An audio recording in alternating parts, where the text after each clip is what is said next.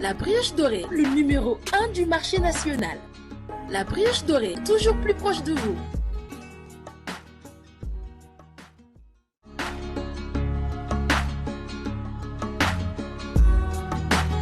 Irène, soif de vivre mieux.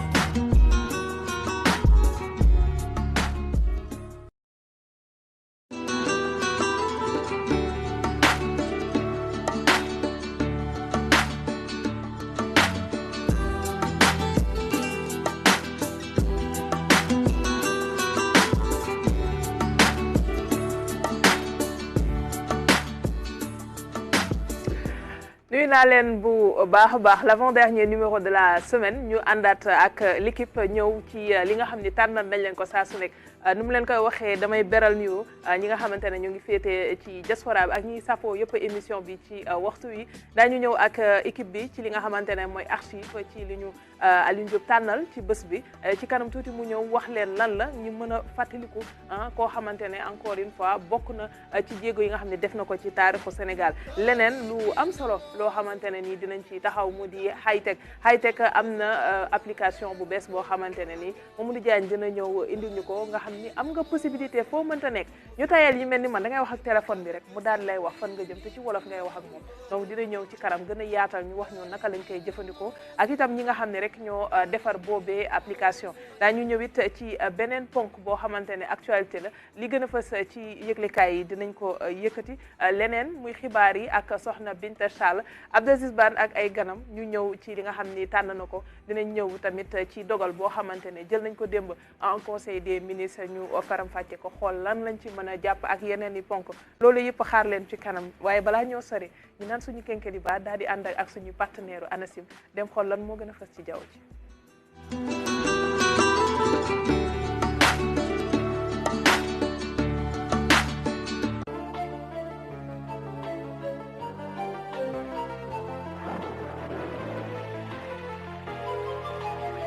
Mesdames et messieurs, bonjour et bienvenue à votre rubrique météo de ce matin. Après les pluies qui ont été notées hier un peu partout sur le pays, c'est un temps qui sera stable durant la journée sur les localités nord et un peu vers le centre. Des pluies qui vont tout de même se poursuivre au niveau des localités sud du pays. Comme en atteste l'image satellite, on voit des nuages assez denses sur la partie sud du pays, venant vers la Guinée, et un ciel qui sera passagèrement nuageux sur les localités nord et centre du pays. D'ailleurs, sur les prévisions de la journée d'aujourd'hui, on va noter un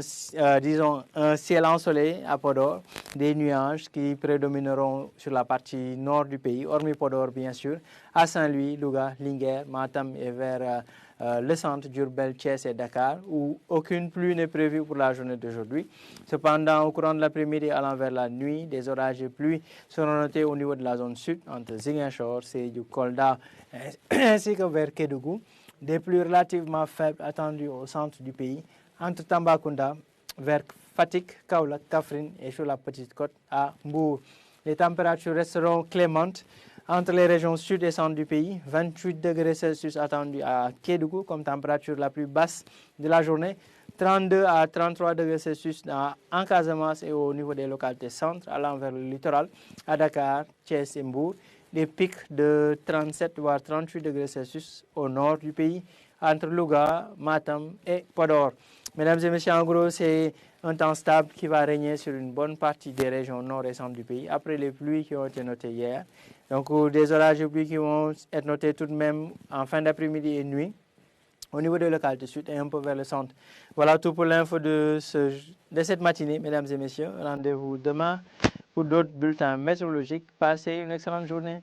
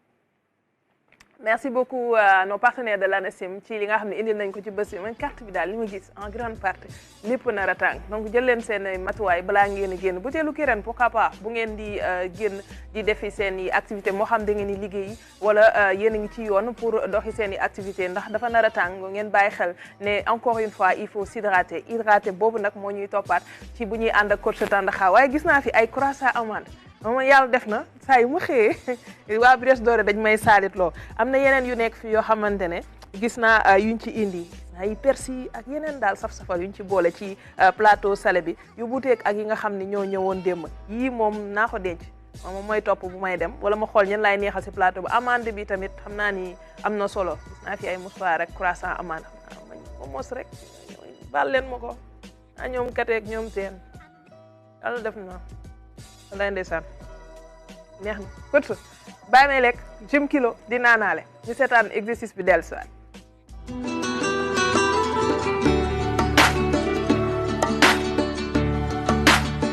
voilà mbokku Sénégal mbokk yi nga xam ni yéen a nekk dans le Sénégal des profondeurs mais itam rawatina la diaspora ñu ngi leen di nuyu bu baax a baax alors le travail de plage alors kii nga xam ne nag mooy sunu invité tey jile moo di rek si gym bi Seyni Kondira alors Seyni Kondira maa ngi lay nuyu. maa ngi lay fay. voilà jërëjëf Seyni tey jii nag si bordure de plage lii nga xam ne moom la ñuy def nii rek yow nga dal di nu expliquer maanaam liggéey bi si gënnuus gi ak yooyu le lan la lay jox par exemple. maanaam loolu moom moo may ci doole si terrain quoi entraînement individuel quoi waaw. tànk bi ak surtout. waaw tànk bi ak surtout ak kii bi ak kii si yëpp lépp laay chargé quoi. waaw parce que loolu moo may jouer si doole si terrain quoi. voilà Seyni en tout cas jërëjëf ñu daal di la bàyyi rek daal di jublu nag si action bi. Kondira gis ngeen lii nga xam ne moom lay def et surtout nag si gënnuus gi et dafa am solo bu baax a baax ndax nag xoolal lii nga xam ne moo di suuf si muy dem dafa mel na nga amee ay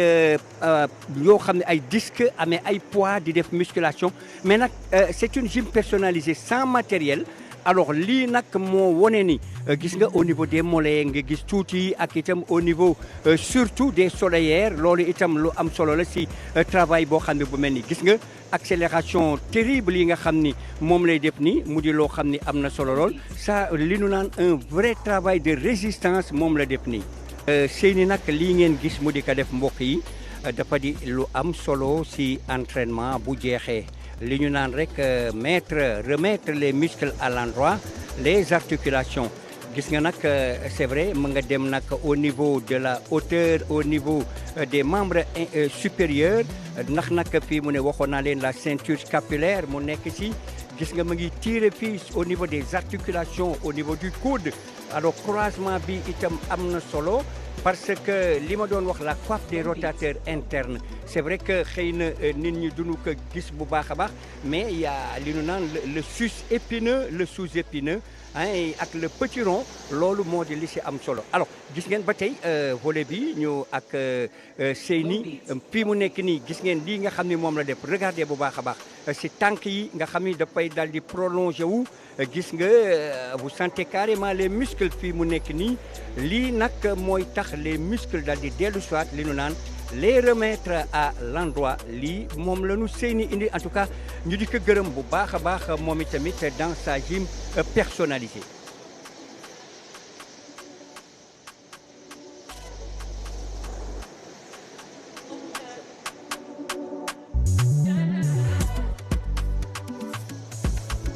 Low beats.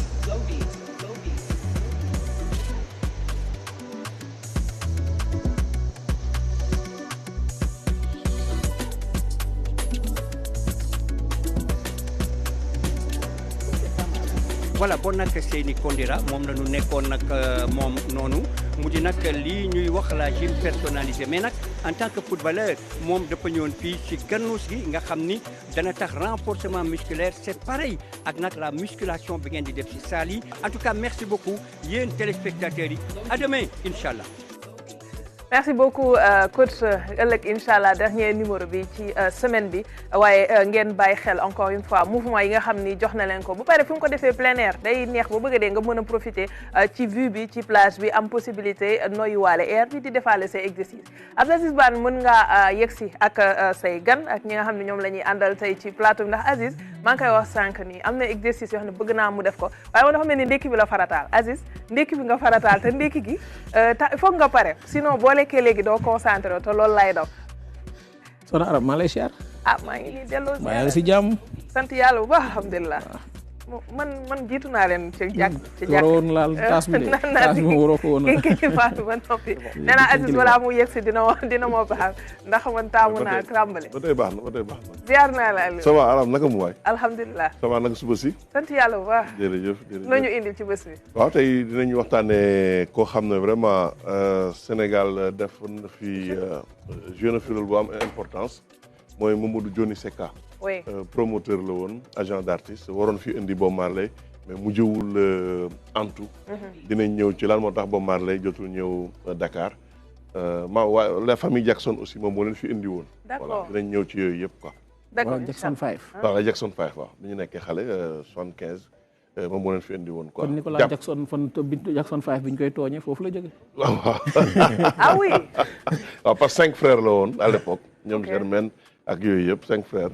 Michael nekkoon xale bu ndaw a ndaw bu daan yéeg sur scène sax dañ ko daan jàpp teg ko donc Dioni Secka vraiment Mamadou Dioni Secka moom la ñuy waxtaanee tey naan ko hommage quoi. jërëjëf Abdou Aziz Bane ziar naa la. maa lay ziarat bu baax soxna Arame. naka suba si. waaw sant nii rek sant ak muñ ak moytu. yàlla baax na yàlla doole sant. wax nga gars yi ni biti bi ngelaw bi bëri na. waaw man moo ma jaaxal génn mu sóoraale ko bu baax. nee naa bu ci leneen toppee tamit muy dox dina neex. waaw dina neex moom ndax temps yi dëkk bi tàng na. loo ñu indil tey. waaw tey jii ñu am ki nga xam ne moom moo di ñaari gan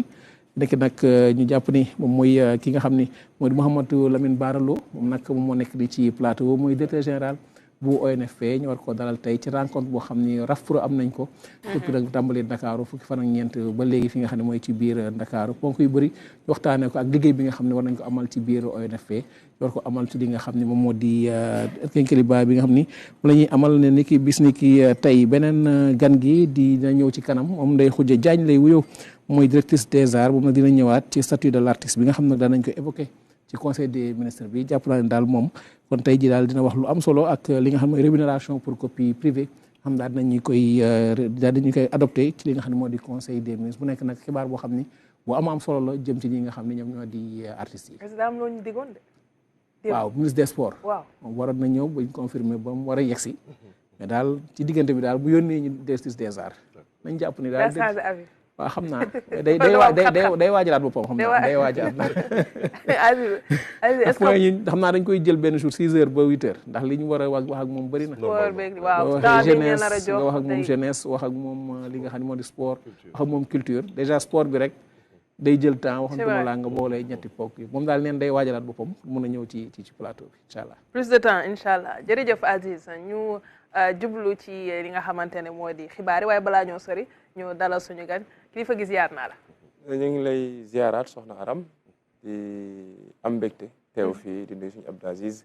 ak téléspectateur yi seetaan RTS yëpp. am mbégte ñëw fii télévision nationale ngir waxtaan ak Sénégalais yi ci suñu activité mais également sur différentes questions. bis moom xanaa balaa mooy dem dina joxe fi ay bourses pour nit ñi mën a waajal jàngi xoolaat yeneen formation professionnelle lan wax man temps yi pétrole bi laa gis sama bopp bëgg naa ko testé xam naa ni financement foofu rek laa ko mën a yaakaar. ça ne dérange pas dinañ ci ñëw si kawam ñu jàll si xibaar yi ak soxna Binta Charles Diop tout en beauté ce matin. Bonjour Binta. Bonjour chère Arame, bonjour également à tes chroniqueurs et invités. Bien le bonjour également à vous chers amis téléspectateurs. Tout de suite, le Flash Info.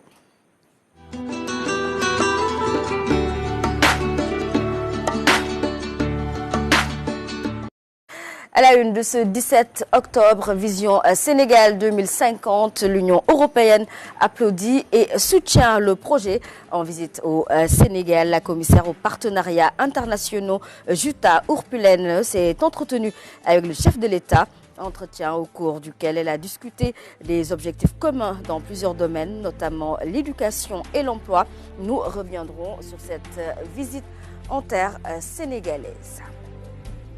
Débordement du fleuve Sénégal, le ministre de l'Intérieur et de la Sécurité publique continue de soutenir les sinistrés. À Matam, le général Jean-Baptiste Tine a rencontré les familles touchées par cette catastrophe et renouvelle le soutien de l'État. Du 17 novembre à moins de 2 semaines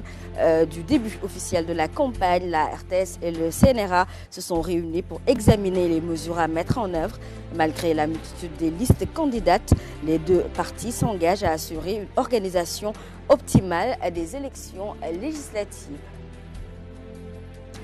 Voilà donc pour l'essentiel, le développement de toutes ces informations. Ce sera tout à l'heure à 7h très exactement. Soxna Anta Soxna Aram man ba ma joxoon beneen tur sax waaye Anta mu rakkaaju bi nga ma bëgg a tuddee la comprendre Bintal waaye Anta. Non, on s'est parlé ce matin du coup. Il y a son nom qui est là. Anta moo gën a rakkaaju ci kër gi ñu ngi koy nuyu moom tam ndax gis nañ ne moom it borom entrepreneuriat. ci taxawaay bi nga xam ne mu ngi koy def ci émission bi ñu lay jaajëfal ci kanam ñu ñëwaat. gën a yaatal li nga xamante ne nii jukki nga ko fi. C'est cela. jërëjëf Abdou Aziz Bane ñu taxaw si benn ponk législative yi la ñu waxte législative yi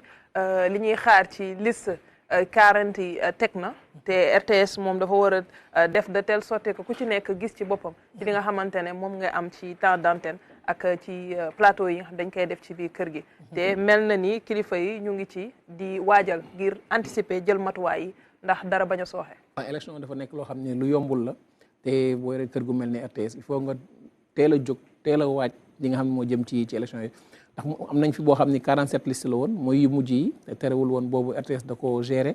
def ci lépp li war ba nga xam ne kenn ku ne muy candidat bu ne gis nga ci sa bopp te amoo ci benn jafe-jafe retour yi ñu am yëpp retour yi positif la woon kenn newul ni daal RTS daal liggéey bi ñu ko waroon bi ma waroon defal def ko kon jàpp naa ni ci woy ci yoon boobu la ñuy woyaat ba tey ci la ñuy nekkaat defaat ko ci li nga xam ne moo di élection yi ñu jëmal le 17 novembre incha allah kon jàpp naa ni tey jii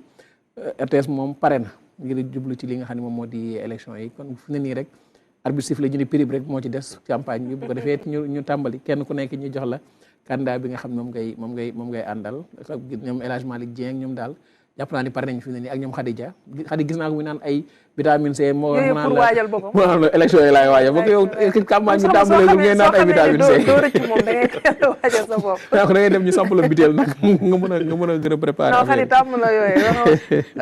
ba ma nekkulee fi sama tase ak moom sur le terrain boo gisee ak caméra am xam ne jàmbaar la donc ñu waajal bu baax comme li nga wax bés mais Alioune bu ñuy wax tamit élection bu ñu tollee si période bi dañuy faral di souligner responsabilité wu journaliste yi ci traitement bi ak na nga xam ne noonu la ñu war a doxalee ba fexe itam CNRA du la joxe mbaaramtu waaw je de façon globale rek sax Aram journaliste sénégalais ay responsable lañu quoi parce que ni ñu koy xamee mooy bu amee élection campagne da ngay gis ñuy remercier la presse te fii nag Aram RTS bu ñu la laajee ay nit yu xam bés mun nga citer RTS quoi dama koy wax souvent muy télé muy rajo bu grand moment amee ngay suivre RTS rajo wala télé à longueur de journée doo yëg dara lu dul am nga li nga soxla woon voilà donc de façon globale journaliste sénégalais yëpp say rendre hommage sax toujours nga gis élection jour u vote ñuy remercier les médias nga xam ne kon gars yi responsable lañu quoi DG élection yaa ngi yegsi moom boo seetaanee feneen fu dul fii naa la mere non de toute façon dañ ci leen baax RTS parce que comme ni ngeen ko waxee rek mooy qualité couverture bi yàgg nañ dem élection yàgg ànd ak ñoom donc di kontaan incha allah bi àndaat ak ñoom élection tamit lu metti la dëgg yàlla dañ koy fàtte campagne dafa metti lool gars yi bu ñu jógee dañuy tooy loolu la ñuy def donc c'est pas évident présidentielle bi ñu jógee délai bu campagne bu ñu wàññi woon la malgré dafa mettoon ak koor gi waaw bii nag amaana délai bi gën na gudd mais dinañ ko gérer bu baax et puis def niñ defoon incha allah rabi nee na élection yi dañuy accompagner wala man maa déggul bu baax wax loolu dañuy accompagner si RTS. non dañuy accompagner non j'ai dit c'est RTS moo njàgg accompagner. day tooñ quoi moom mooy tooñ quoi di ONF da koy accompagner quoi. merci déjà lay toog ci suuf si alors ñu enchaîner ak yi nga xam ne mooy la revue des titres avec Mamadou Sakine. Bonjour Sakine. Bonjour Léram Touré, bonjour à tous les téléspectateurs de la RTS. Jeudi 17 octobre 2024, la revue des titres de ce matin. Nous commençons par le soleil comme d'habitude avec les échos du Conseil des ministres tenu hier au Palais de la République. Emploi, agriculture, pêche, réduction du train de vie de l'État, vulgarisation de la vision 2050, les directives du président de la République à la une du quotidien Le Soleil. Vous aurez l'intégralité du communiqué du Conseil des ministres dans le quotidien national. Le quotidien Yor Giga Meeting du PASTEF à Dakar Arena. Le samedi 19, le Pro décline la stratégie du fundraising pour les législatives avec la photo du leader du parti PASTEF. L'As quotidien nous parle d'un tout autre sujet des Aram Touré. Fortes inondations à Matam, Bakel et Tambacounda. L'État dégage 8 milliards pour les sinistrés, nous informe l'As quotidien. Wolf quotidien, santé, éducation, fonction publique, collectivité territoriale, etc. Le front social en ébullition. Alors, un deuxième titre qui barre la une du quotidien Walfadiri. Aggravation du déficit budgétaire et baisse des recettes fiscales. Les sombres prédictions du FMI, c'est à lire dans le quotidien Walf. Sur le quotidien, nous parle des Aram Touré de la même information. Déficit budgétaire et dette publique 2019-2023. Le FMI conforte l'IGF, c'est à lire dans le quotidien Sud Quotidien. L'Observateur nous parle du débordement du fleuve Sénégal. Urgence humanitaire à Bakel. Vous le voyez dans une pirogue des familles en détresse. Le quotidien nous parle de l'information sur la situation économique et financière. Le FMI est pessimiste, nous dit le quotidien du groupe Avenir Communication. Besbi le jour nous parle également de la même information. Après les chiffres du gouvernement, les lettres du FMI. Un deuxième titre qui barre la une du quotidien du groupe E-Média, Hajj et Umrah 2025. Nouvelle ordonnance, nous dit le quotidien Besbi le jour. Sport maintenant pour boucler cette revue de titres de ce matin des Aram Touré avec Tribune Sport, CNG, choix sur la succession de Birassen, désordre total, nous dit Tribune Sport. Rewmi quotidien nous parle de football avec l'international sénégalais Crystal Palace. Ismaël Assar n'est pas à vendre, nous dit le quotidien Rewmi quotidien. Record quotidien pour boucler la revue des titres de ce matin des Aram Touré. Cannes 2025, Koulibaly, Pape Gueye, Sadio, la colonne vertébrale a assuré, nous dit le quotidien Record quotidien des Aram Touré. C'est la fin de la revue des titres de ce matin. En attendant le développement, à tout à l'heure, Inch'Allah. Merci beaucoup, Mamadou Sakine. On vous retrouve dans la deuxième partie pour le développement de ces différentes unes choisies ce matin. Abdou Aziz Ban balaa ñu sori tamit gis nañ ne premier ministre mi ngi wax ne dina am lu toll ci 8 milliards yoo xamante ne nii daañu ko yëkkati ngir dimbali ñooñee nekk ci jafe-jafe. dafa am solo ndaxte nit moom bu nekkee ci jafe-jafe loo ko dimbali rek doyul parce que ndox bu ñëwee ba déjà nangu sa kër nga génn sa kër rek coono la waxantuma la ndox ñëw nangu ko ñu war la yóbbu ci école nga war a adapté wu waat war a surtout école biy doog a ubbi di xale yi fu ñu war a jàngee foo war a lijjantee foo toog ak foo leen joxe luñ lekk ak yooyu yëpp tey jii jàpp nañ daal état bi li ko war mi ngi koy def jëm ci li nga xam ne moom moo di permettre population nga xam moom la muy Bakel muy zone yooyu yëpp ba jëm ci nord bi li nga xam ne daal jàppale leen ba kenn ku nekk daal jafe-jafe bi nga xam ne yaa ngi koy dund du diis trop si sa kaw permettre la tey jii nga mën a am loo xam di nga ko def sa gafaka am loo xam ne dañ la mën a ko jàppale ndax sax ki mi ngi koy wax léegi am ay dundin dafa nekk lu am solo boo waroon génn dem di jënd ji ceeb ak dëwlin ak suukar ak ataaya mënoo koo dem defi ji état ñëw indil la ko sa kër déjà dina la permettre nga am loo xam daal dina la mën a wàññil lu bëri jafe-jafe bi nga xam ne moom ngay dund mu nekk loo xam ne lu am solo la déjà ci jafe-jafe yi population yi di dund ci booru fleuve muy loo xam ne tiis na metti na waaye comme niñ ko waxee rek état mi ngi jël ay matuwaayam ngir ñëw taxaw leen muy est ak sud-est ndax débordement fleuve moom li mu indi si jafe-jafe gis nañ ko mais nag li am solo mooy état à tous les niveaux déjà par le secours alimentaire ensuite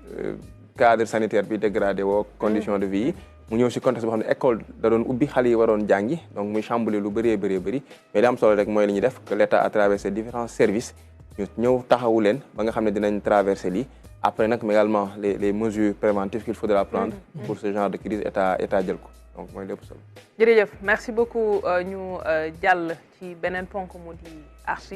archive tey ci suba si Alioune Diop yaa ngi ñuy wax ne tànnal nga ñu Mamadou Dioni Seka sànq régime maa ngi naan la Dioni Seka moom américain la wala doomu réew boo ko defee américain kenn du ci wax kenn du ci teg baat américain nga ma indil tey waaw yaay laajte kay man ma jotee démb ma ne waaw xaaral mu bàyyi ba sóore ba suba rek waaw xëy na américain bu ñu naturaliser mais nga xamal ma ni promoteur la te yàgg accompagner ay artistes am ñoo xamante ne seen ñëw fii Sénégal ci loxoom la jaar ci loxoom la jaar dëgg la Dioni bu ñu waxee famille Jackson xam nga keroog maa la doon wax Jackson bi ñuy wax ci Dunia Rose njaajaan jinne xam sa kër te xamoo këram boobu voilà moom Jackson di wàcc la ko voilà waaw naka Dunia Rose tëggoon ci suufu kii bi quoi voilà justement donc Dioni Seka daf léeg-léeg nga gis ku ne dañuy fàtte Mamadou Dioni Seka am na ñoo xam ne koy mettitlu te am na lu mu fi jot a def jàppale na nguur gi pour James Brown ñëw joué na ci partition mais famille Jackson 5 moom moo leen indi woon d'accord donc ci fa moo leen indi woon fii ñu joué ay Sorano ak feneen donc mu nekk koo xam ne culture africaine moom la jaay moom la yóbbu bokk Amérique moom la doon défendre foofu avant muy dem mu ngi woon centre culturel américain fii di fi liggéey daan organiser ay match basket par la suite nag si la dem ñi nga xam ne dañ ko fekk Amérique dañuy wax ne fierté la woon boo gisee bureau yi nekkoon Manhattan da nga naan à l'époque africain bu am bureau bu présentable ci immeuble Manhattan yi kooku da nga koy naw donc Dioni Seka doon waaj a indi Bob Marley maa ngi fàttaliku bi ko Demba Dieng di recevoir rajo Sénégal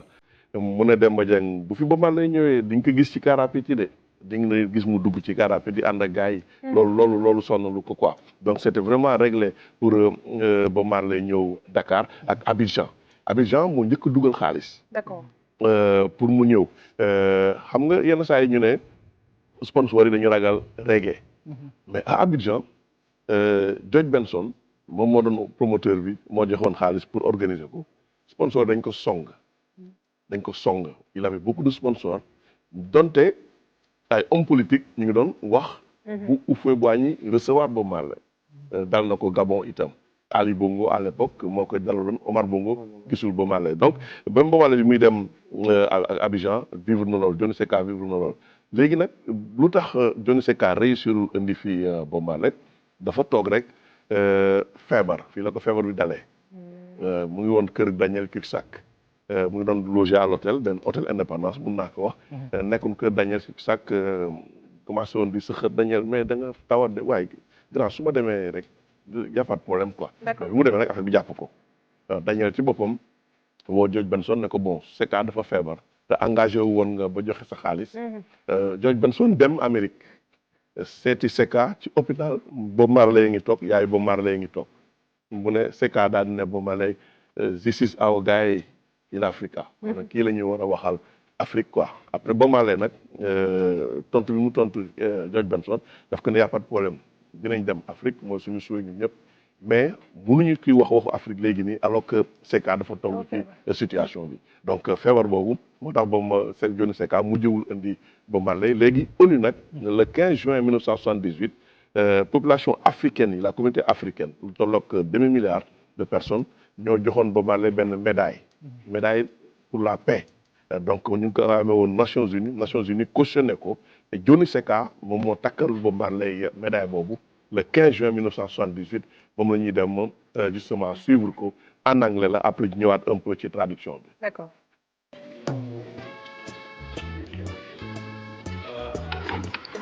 Excuse me. But in my language, jam I think Bob can express you right away what that means, Jamma. Jamma is, on my language, peace. And he said, Jamma, Jamma, and in Kingston, when you say Jam, mean peace, then we have that same word coincide in Africa. Okay, and the second, you know, you journalists, I love you very much. You are who diffuse all the news. This is the peace medal. Maybe when the world see the young generation dreaming about peace, they will think it is a time, then we get together and sing peace, peace, and love. And Bob, on behalf again of 500 million of Africans, I want to tell you,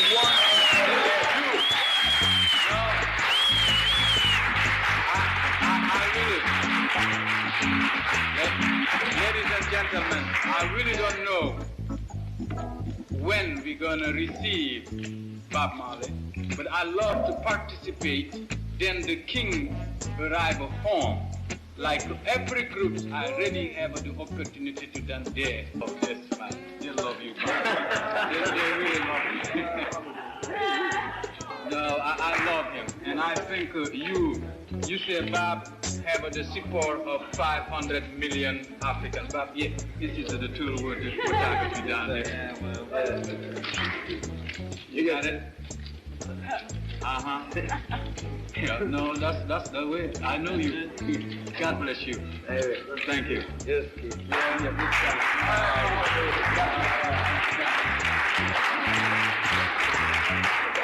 Yeah, nice, you know. Bob, how do you feel being a third world hero? Third world hero? No, man. We don't deal with hero.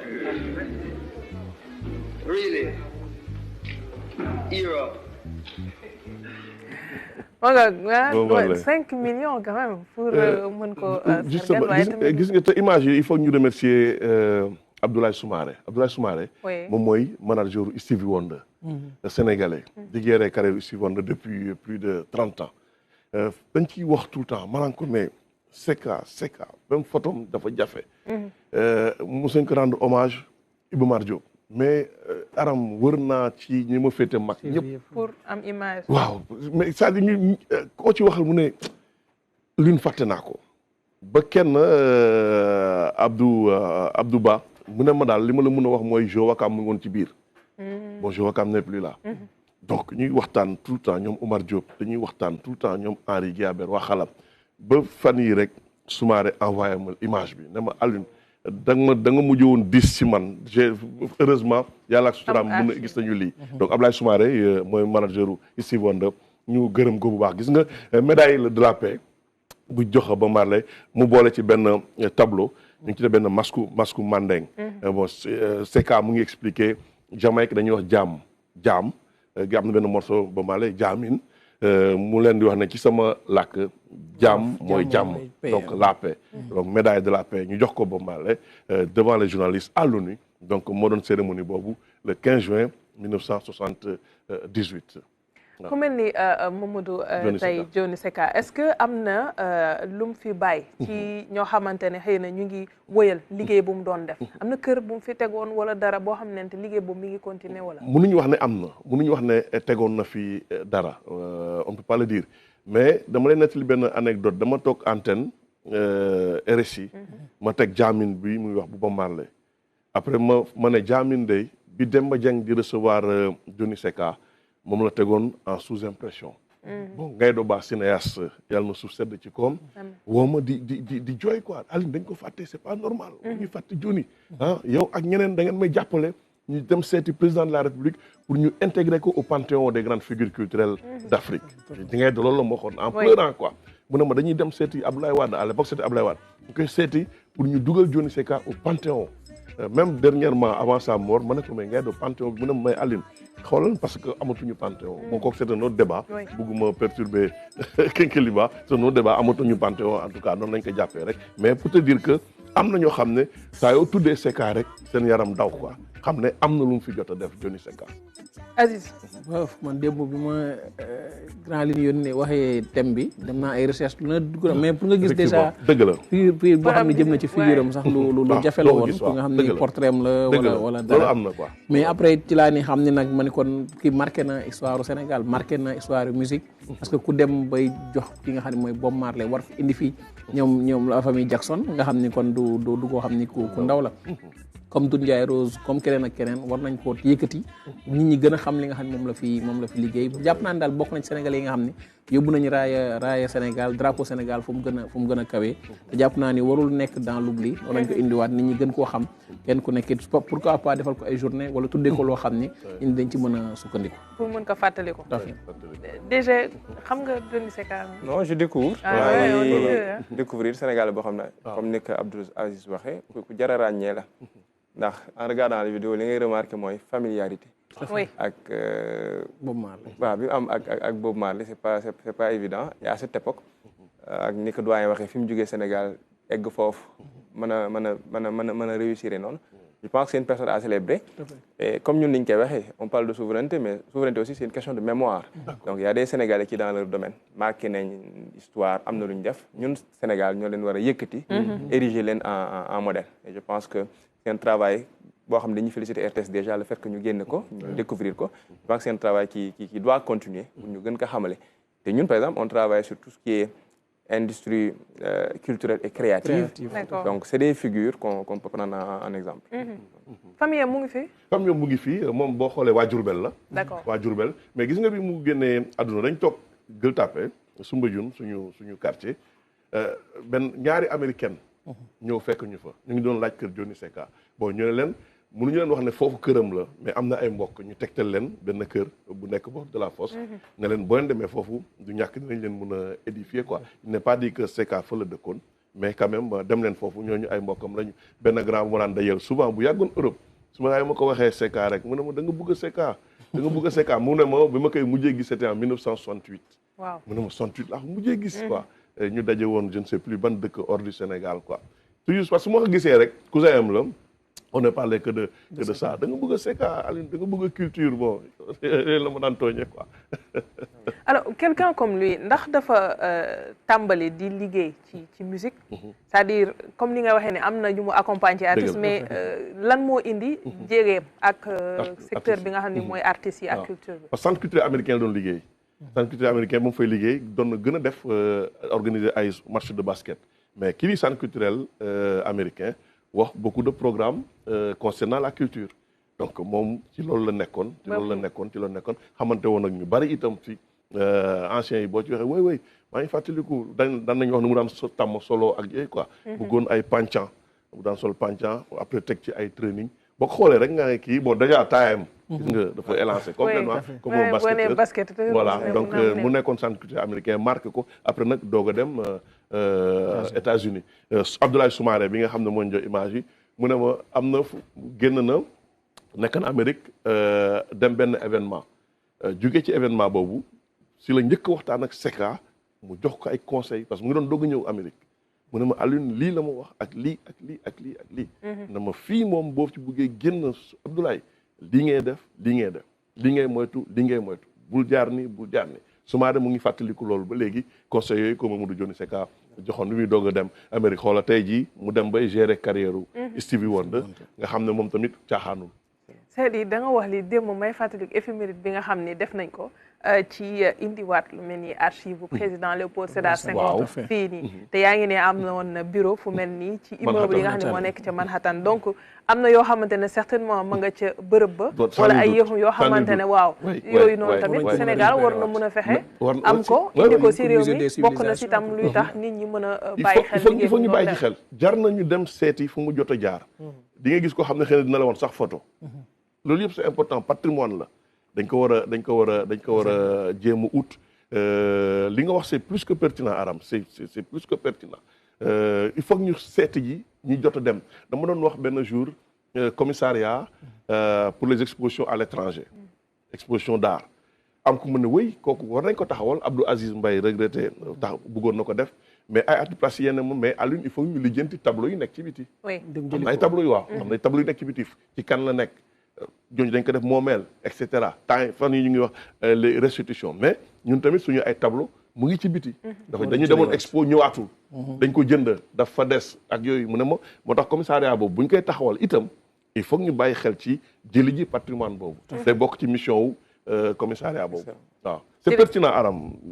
je suis content ci li nga dugal ci communauté bi non c'est important c'est important DG souveraineté bi ngay wax vraiment fekk na Aram fekk si na ci loolu quoi c'est hyper important dama bañ tàccu sax non c'est très bien c'est pertinent merci beaucoup Aliou kii musique de Aram am na ay talent musique Aziz bay tooñ alors jërëjëf ci fonk bu ñu indil Aziz xam naa ni tey internet yi dañ may baal ma doog leen nuyu balaa may jàll ci suñu gan Mamadou Faye bu Binta Charles ñu ngi koy ziar bu baax mu ngi fële ca Vienne donc moom mi ngi nuyu bu baax Binta ñu ngi ziar Khadim bi tey di nuyu équipe bi di remercier également li nga xamante ne rek mooy liggéey bi ñu def Thierno Sall itam ñu lay ñaanal kenn lu jàmm Margui Ndiaye moom ma nga ca Bakel parce que mi ngi wax ne Sénégal toll na foo xamante ne surtout Afrique war nañu jiitu ci di mobiliser wu am benn sursaut national ci wàllu mobilisation solidarité mën a taxawu ay nit yu nekk ci jafe-jafe bañ a xaar tout le temps li nga xam ne ñooy kilifa yi li ñu war a jël donc mu di xalaat boo xam tamit jar naa bàyyi xel bu baax a baax ak ñi ci topp yëpp jamono ji ñëw jàll ci suñu gan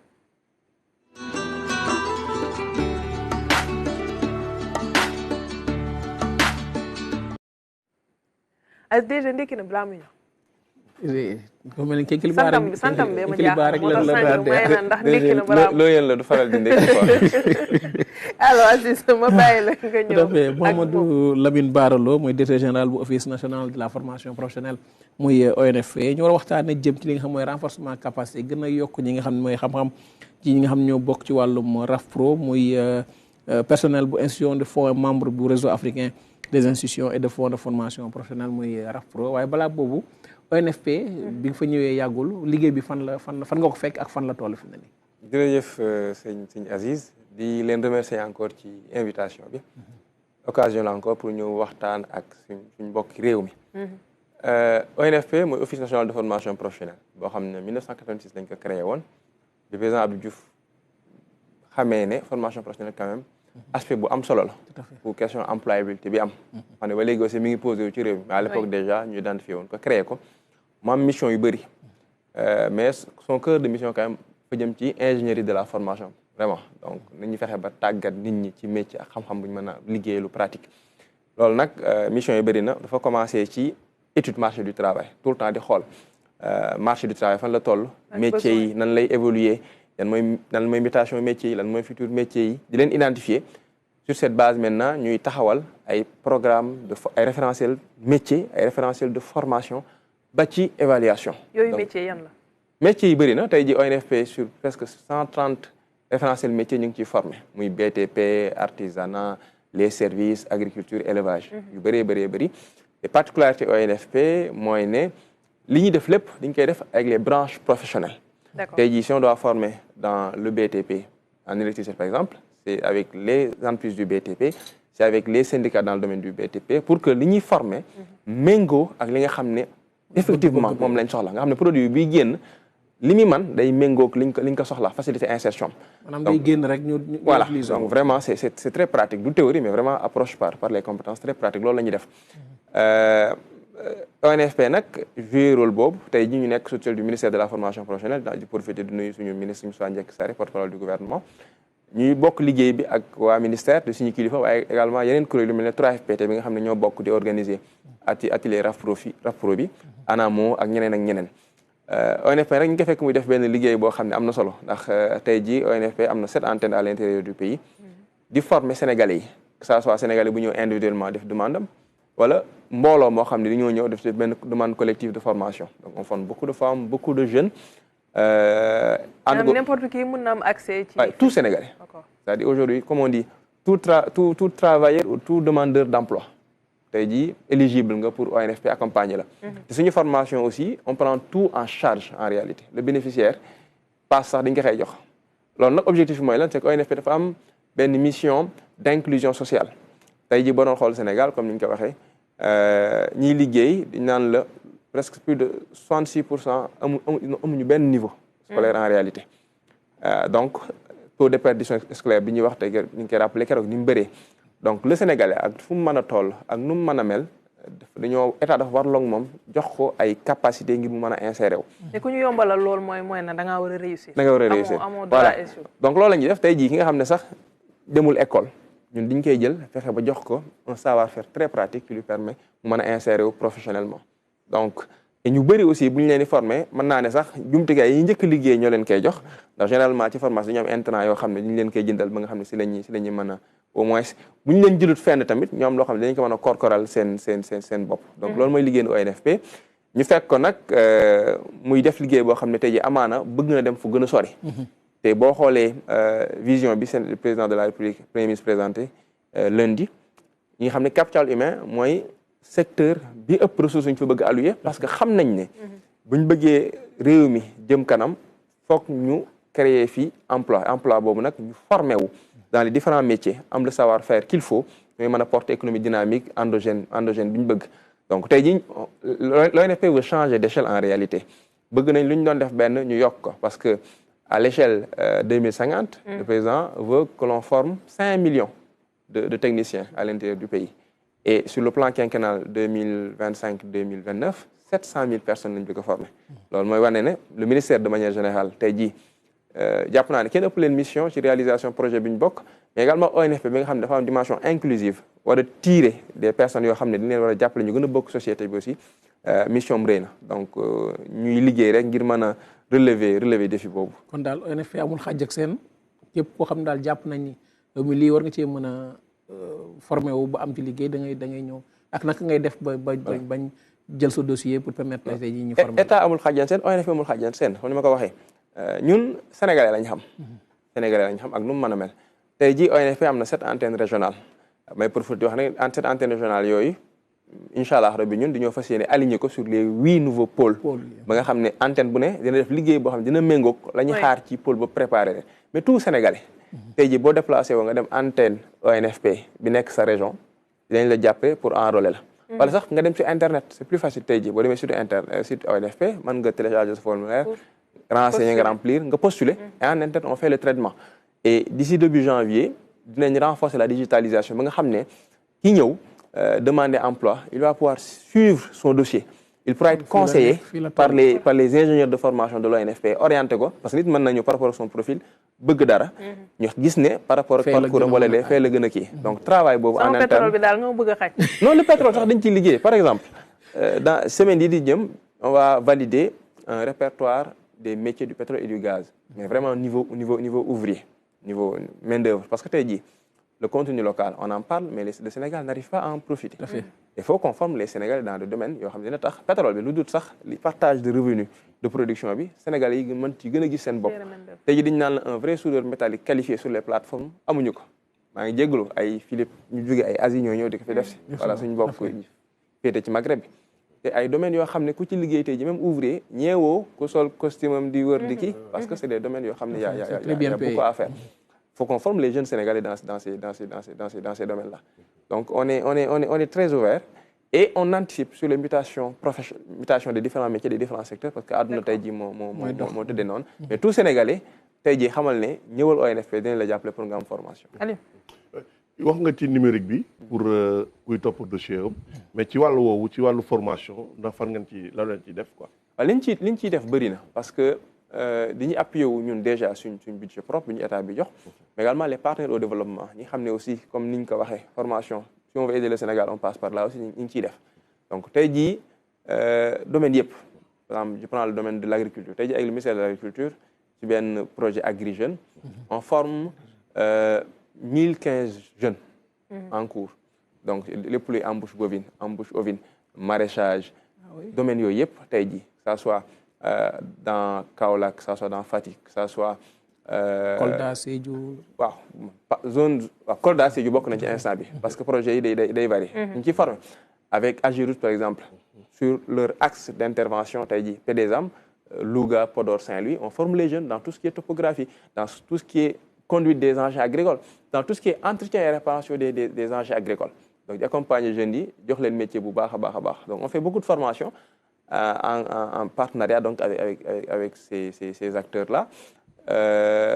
Maintenant, comme j'ai dit, le grand défi, c'est l'impact. Parce que boo les chiffres yi ñu joxe tey jii d'ici 2029 on va former 700 000 personnes. loolu moo ne lu ñu doon def benn tey jii war nañu kaa def ñett ba ñeent. Donc c'est des ressources additionnelles dont on a besoin. Et sur ce côté on est très confiant. budget nga wax sànq bu leen état bi alloué ñaata la fii moom gars yi ñëw rek ne am nañ budget duñ wax koppar gi ñaata la. beneen bi mooy d'accord le NFP dafay accompagner nit yi pour ñu tàggatu pour mën a def yéen liggéey mais est-ce que tey am nañ ay modèle de réussite yoo xam ne tey gis ngeen ko. te bu ngeen toogee mu nekk fierté ci yéen mu bokk ci li nga xam ne xëy na ngeen ko mën a vulgariser. Ah oui, on a beaucoup de modèles de réussite. Alors sur le budget, on a un budget que l'État nous alloue. Toutes les entreprises, d'âme, nous faisons du CFCE, contribution forfaitaire à la charge de l'employeur. CFCE, l'État a décidé depuis quelques années, totalité, de la formation professionnelle. Une part de cette CFCE, moi, qui est ONFP, qui finance une activité. Bon, l'autre part, les autres acteurs du ministère, parmi lesquels, 3FPT, mais profiter de saluer ma collègue docteur Baba Amadouba. Nous avons fait un solo sur le financement de la formation professionnelle. Il y a eu sa formation pétrole gaz, qui est 3FPT, lancé tous les jeunes sénégalais qui ont besoin d'être accompagnés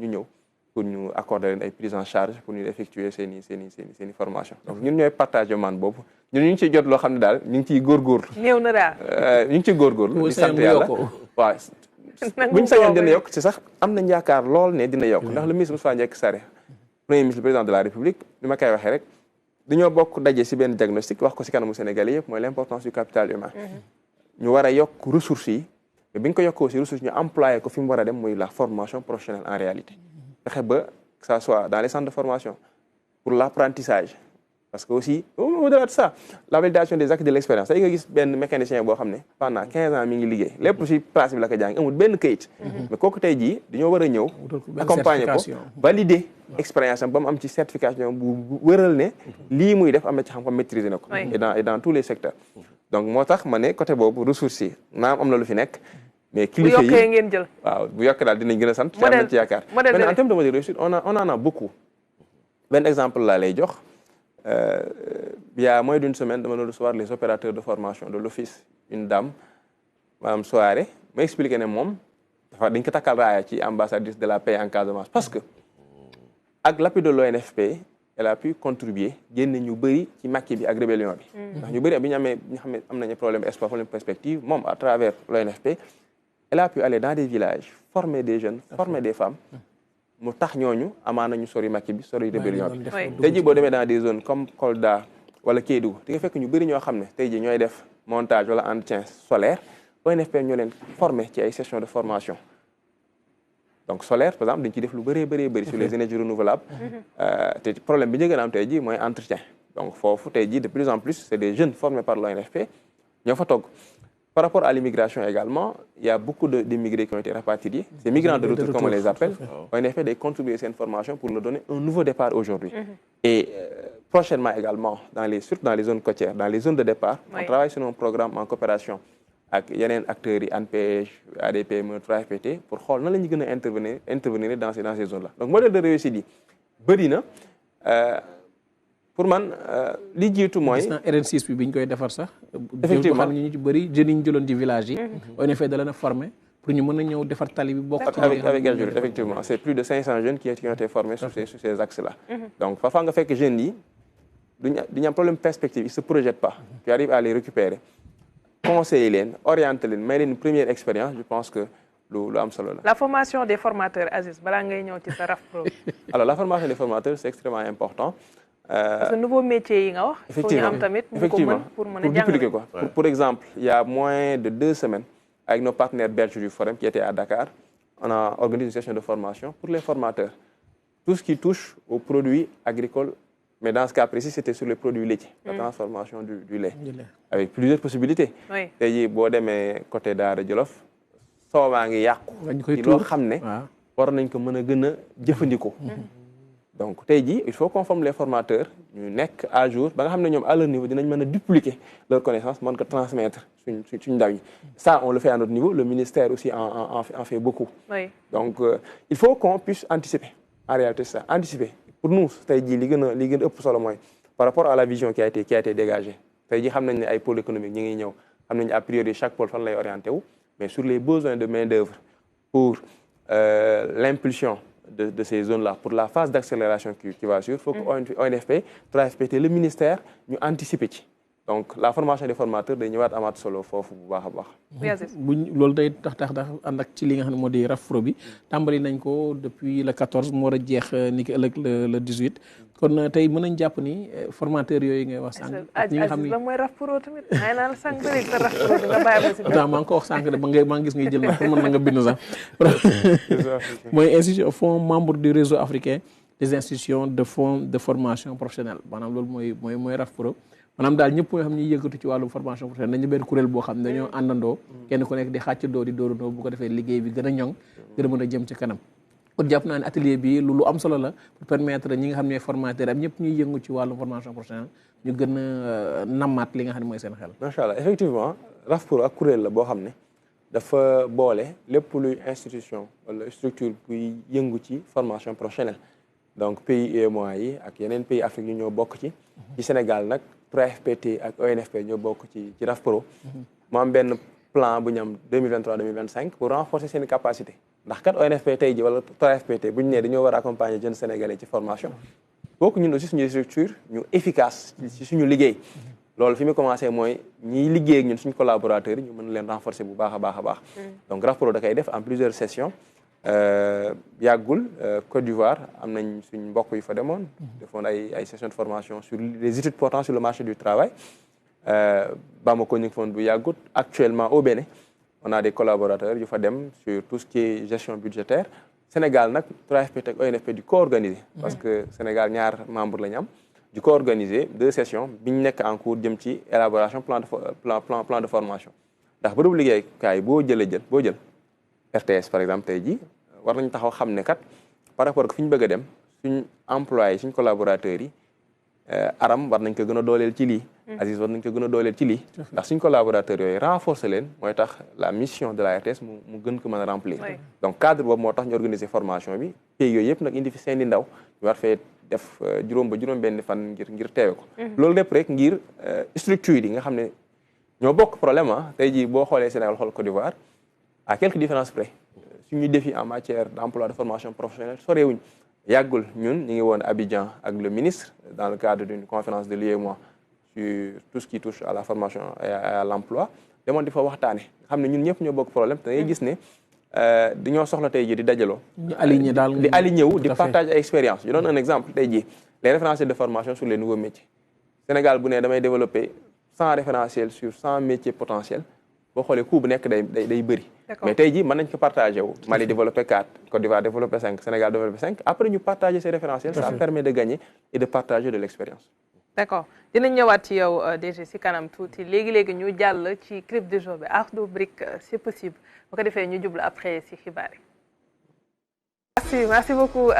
Francis xam naa ni c'est pour coller au thème pour wane na rek nit ñi ku nekk secteur bi nga nekk am nga possibilité mën a tekki ci réew mi jërëjëf 7h jot na et on passe au bulletin d'information avec Binta Charles. Rebonjour Binta. Rebonjour Ndeye Arame Touré, rebonjour également à nos chers amis téléspectateurs. Tout de suite, le journal.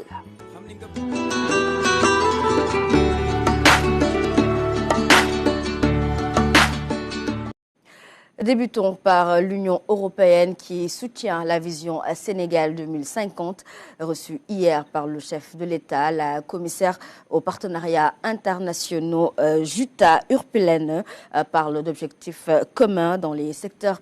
comme l'éducation, la santé ou encore l'emploi. Elle s'est exprimée à sa sortie d'audience au micro d'Oumar Ninga. I had an honor to discuss with your president on several different topics. Dans cet entretien avec le président, nous avons abordé de nombreux sujets géopolitiques, situation dans la région et autres. Nous avons surtout discuté du Sénégal. Nous avons des objectifs communs, nos objectifs sont alignés. Nous voulons travailler à l'autonomisation des jeunes à travers l'éducation, la création d'emplois. Nous voulons renforcer la résilience du Sénégal, notamment dans le domaine de la production des vaccins. Nous soutenons tout à fait le nouveau plan de développement qui a été présenté par le pays et nous souhaitons plein succès au président dans sa tâche difficile et nous espérons qu'à l'avenir nous serons en mesure d'approfondir et d'élargir notre coopération et notre partenariat. Forward to deepen our cooperation and partnership in the future. Restons toujours sur cette visite en terre sénégalaise. Auparavant, la commissaire européenne en charge des partenariats internationaux a fait un tour à la station de traitement des eaux usées de Mbao. Madame Khouta Urpelen est venue s'enquérir de l'état d'avancement des travaux exécutés à hauteur de 67%. Anaïs Nianyamane signe le compte rendu. La dépollution de la baie de Hann, bientôt une réalité.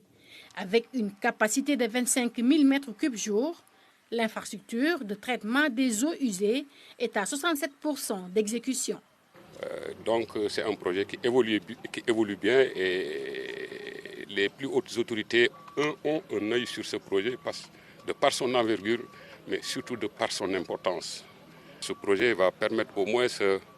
de dépolluer cette belle baie de Hann, qui jadis, en tout cas, était fréquentée par les populations du point de vue touristique, les écosystèmes qui s'y retrouvaient.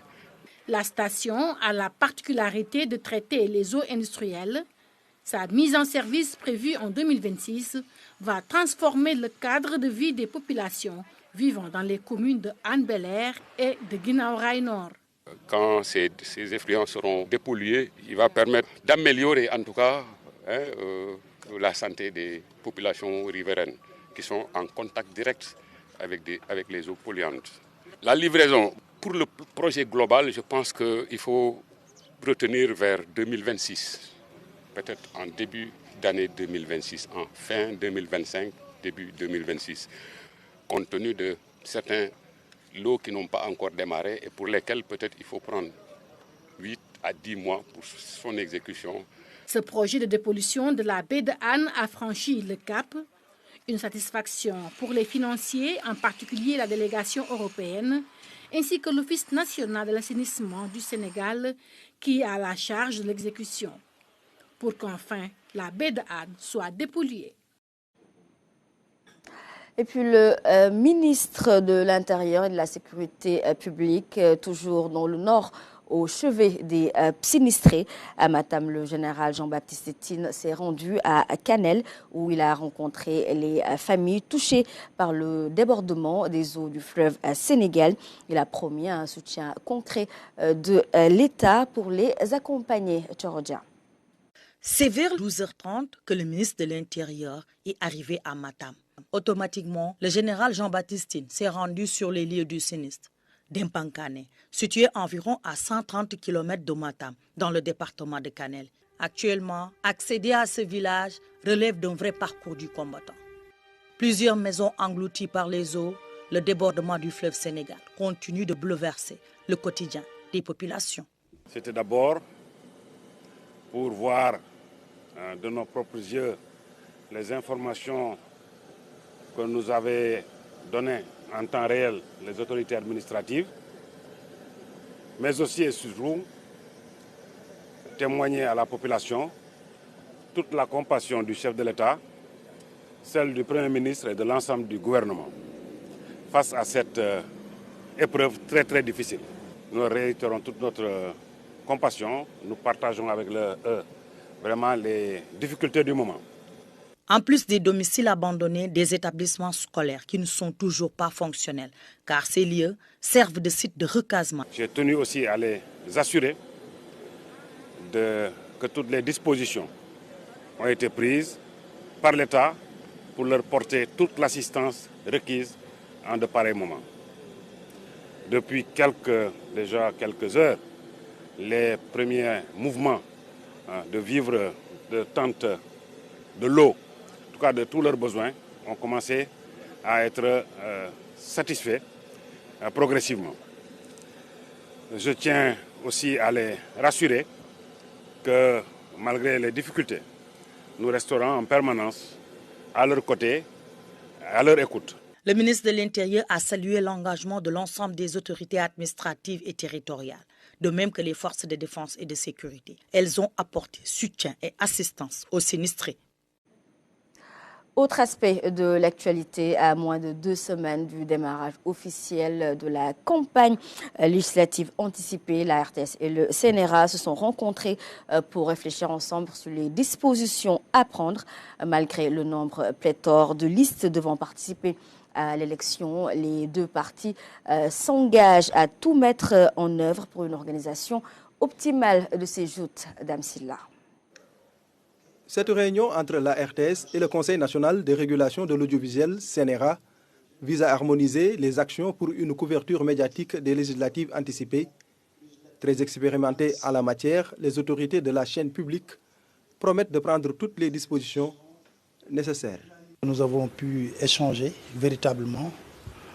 sur les dispositions pratiques que la RTS compte prendre pendant cette campagne. Nous avons bien écouté aussi les conseils avisés des membres du Conseil national de régulation de l'audiovisuel pour qu'on puisse passer, vraiment faire une campagne sans aucun problème dans la couverture médiatique. Ça, c'est le vœu de la RTS.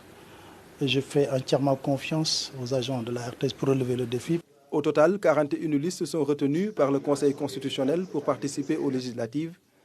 Le nombre est certes pléthorique, mais la RTS a déjà vécu l'expérience lors de l'élection des députés en 2017. Nous avons eu quand même dans notre pays par le passé en 2017 47 listes. Et la RTS avait tiré son épingle du jeu.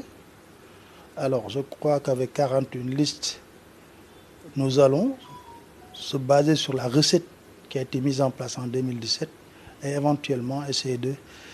satisfaire chaque liste à travers des équipes qui seront dédiées. Parce que ça aussi, c'est de la responsabilité de la RTS. Au sortir de la réunion, le président du CNRA se dit rassuré au vu des dispositions prises par la RTS, mais aussi de l'expérience qu'elle capitalise en termes de couverture médiatique de campagne électorale. La RTS, encore une fois, avait fait preuve d'un grand sens de l'anticipation, d'un professionnalisme remarquable et nous a donné les assurances que toutes les dispositions ont été prises pour une bonne couverture médiatique des élections et également pour assurer l'égalité de traitement donc, des candidats. Et par conséquent, la réunion n'a pas duré plus que ça parce que, encore une fois, la RTS a fait un travail remarquable et vraiment un travail qui rend honneur au service public de l'audiovisuel et au grand professionnalisme donc, de ses agents. Le Sénégal va organiser le 17 novembre prochain des élections législatives anticipées. 41 listes vont y participer et la campagne électorale va démarrer dès le 27 octobre prochain. La RTS et le CNRA promettent aux candidats une couverture médiatique équilibrée. Voilà, mesdames et messieurs, c'était là l'essentiel de l'actualité de ce 17 octobre. Merci de nous avoir suivis. Rendez-vous prochainement sur nos antennes. Sokhna Aram. Merci beaucoup, Binta Charles. Ñu lay ñaanal kendalu jàmm wala ñoo sori. Dégg nga sànq Mamadou Faye, n'est-ce pas? Waaw, dégg naa ko nuyoowaat naa ko bu baax a baax. Jërëjëf. Ñu dem c'est à publicité.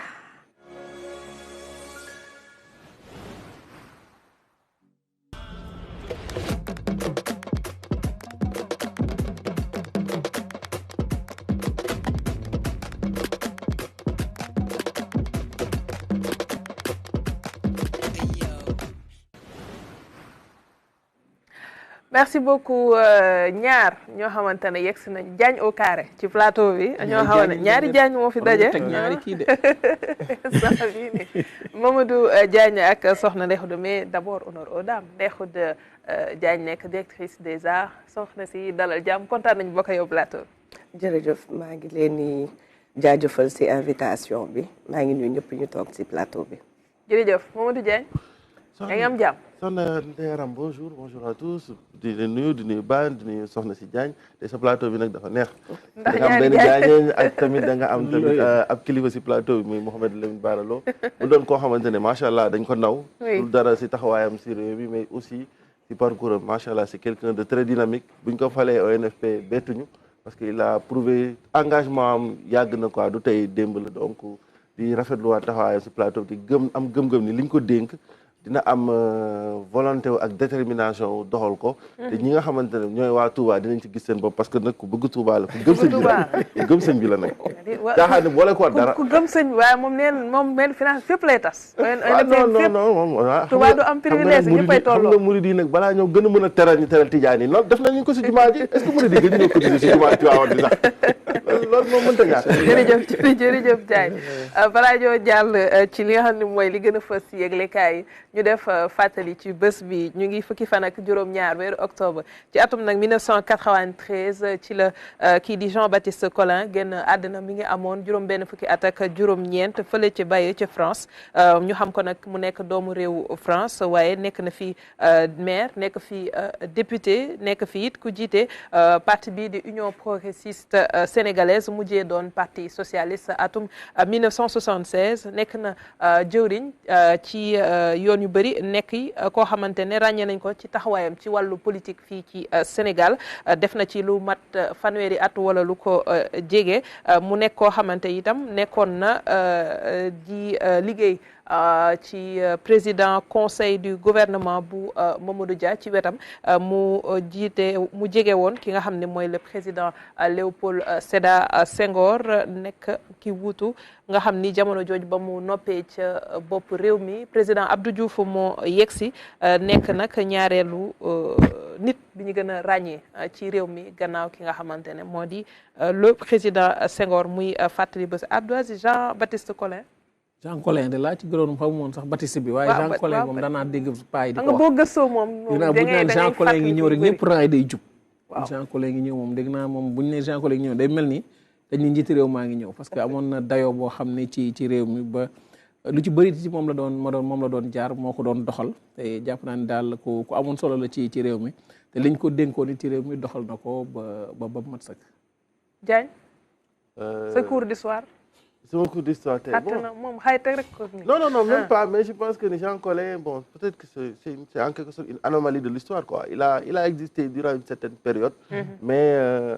je pense que Sénégalais, je ne sais pas si du don rafet parce qu'il a pas été quelqu'un qui a marqué il a marqué les pages sombres de l'histoire sénégalaise, en fait, mais je pense que Sénégalais au fur et à mesure ñuy dem peuple bi jël na ñi nga xamante ne ils ont pris conscience que y a des choses qui ont été faites te ñoom bokk na si ñi nga xamante ne rafetlu ñoonu seen taxawaay mais heureusement pays bi am na ay voilà am na ñoo xamante ne jot nañ marqué seen empreinte ba changer histoire et la vérité a fini par apparaître. Oui déjà naa ñëw si kanam parce que waa kër gi si sama nopp bi ñu ngi ci formation yi nga xam ne moo war a am biir RTS te comme nii nga ñëpp si lañ bokk xam naa ci kanam di nga leen tontu waaye ñu dem seetaan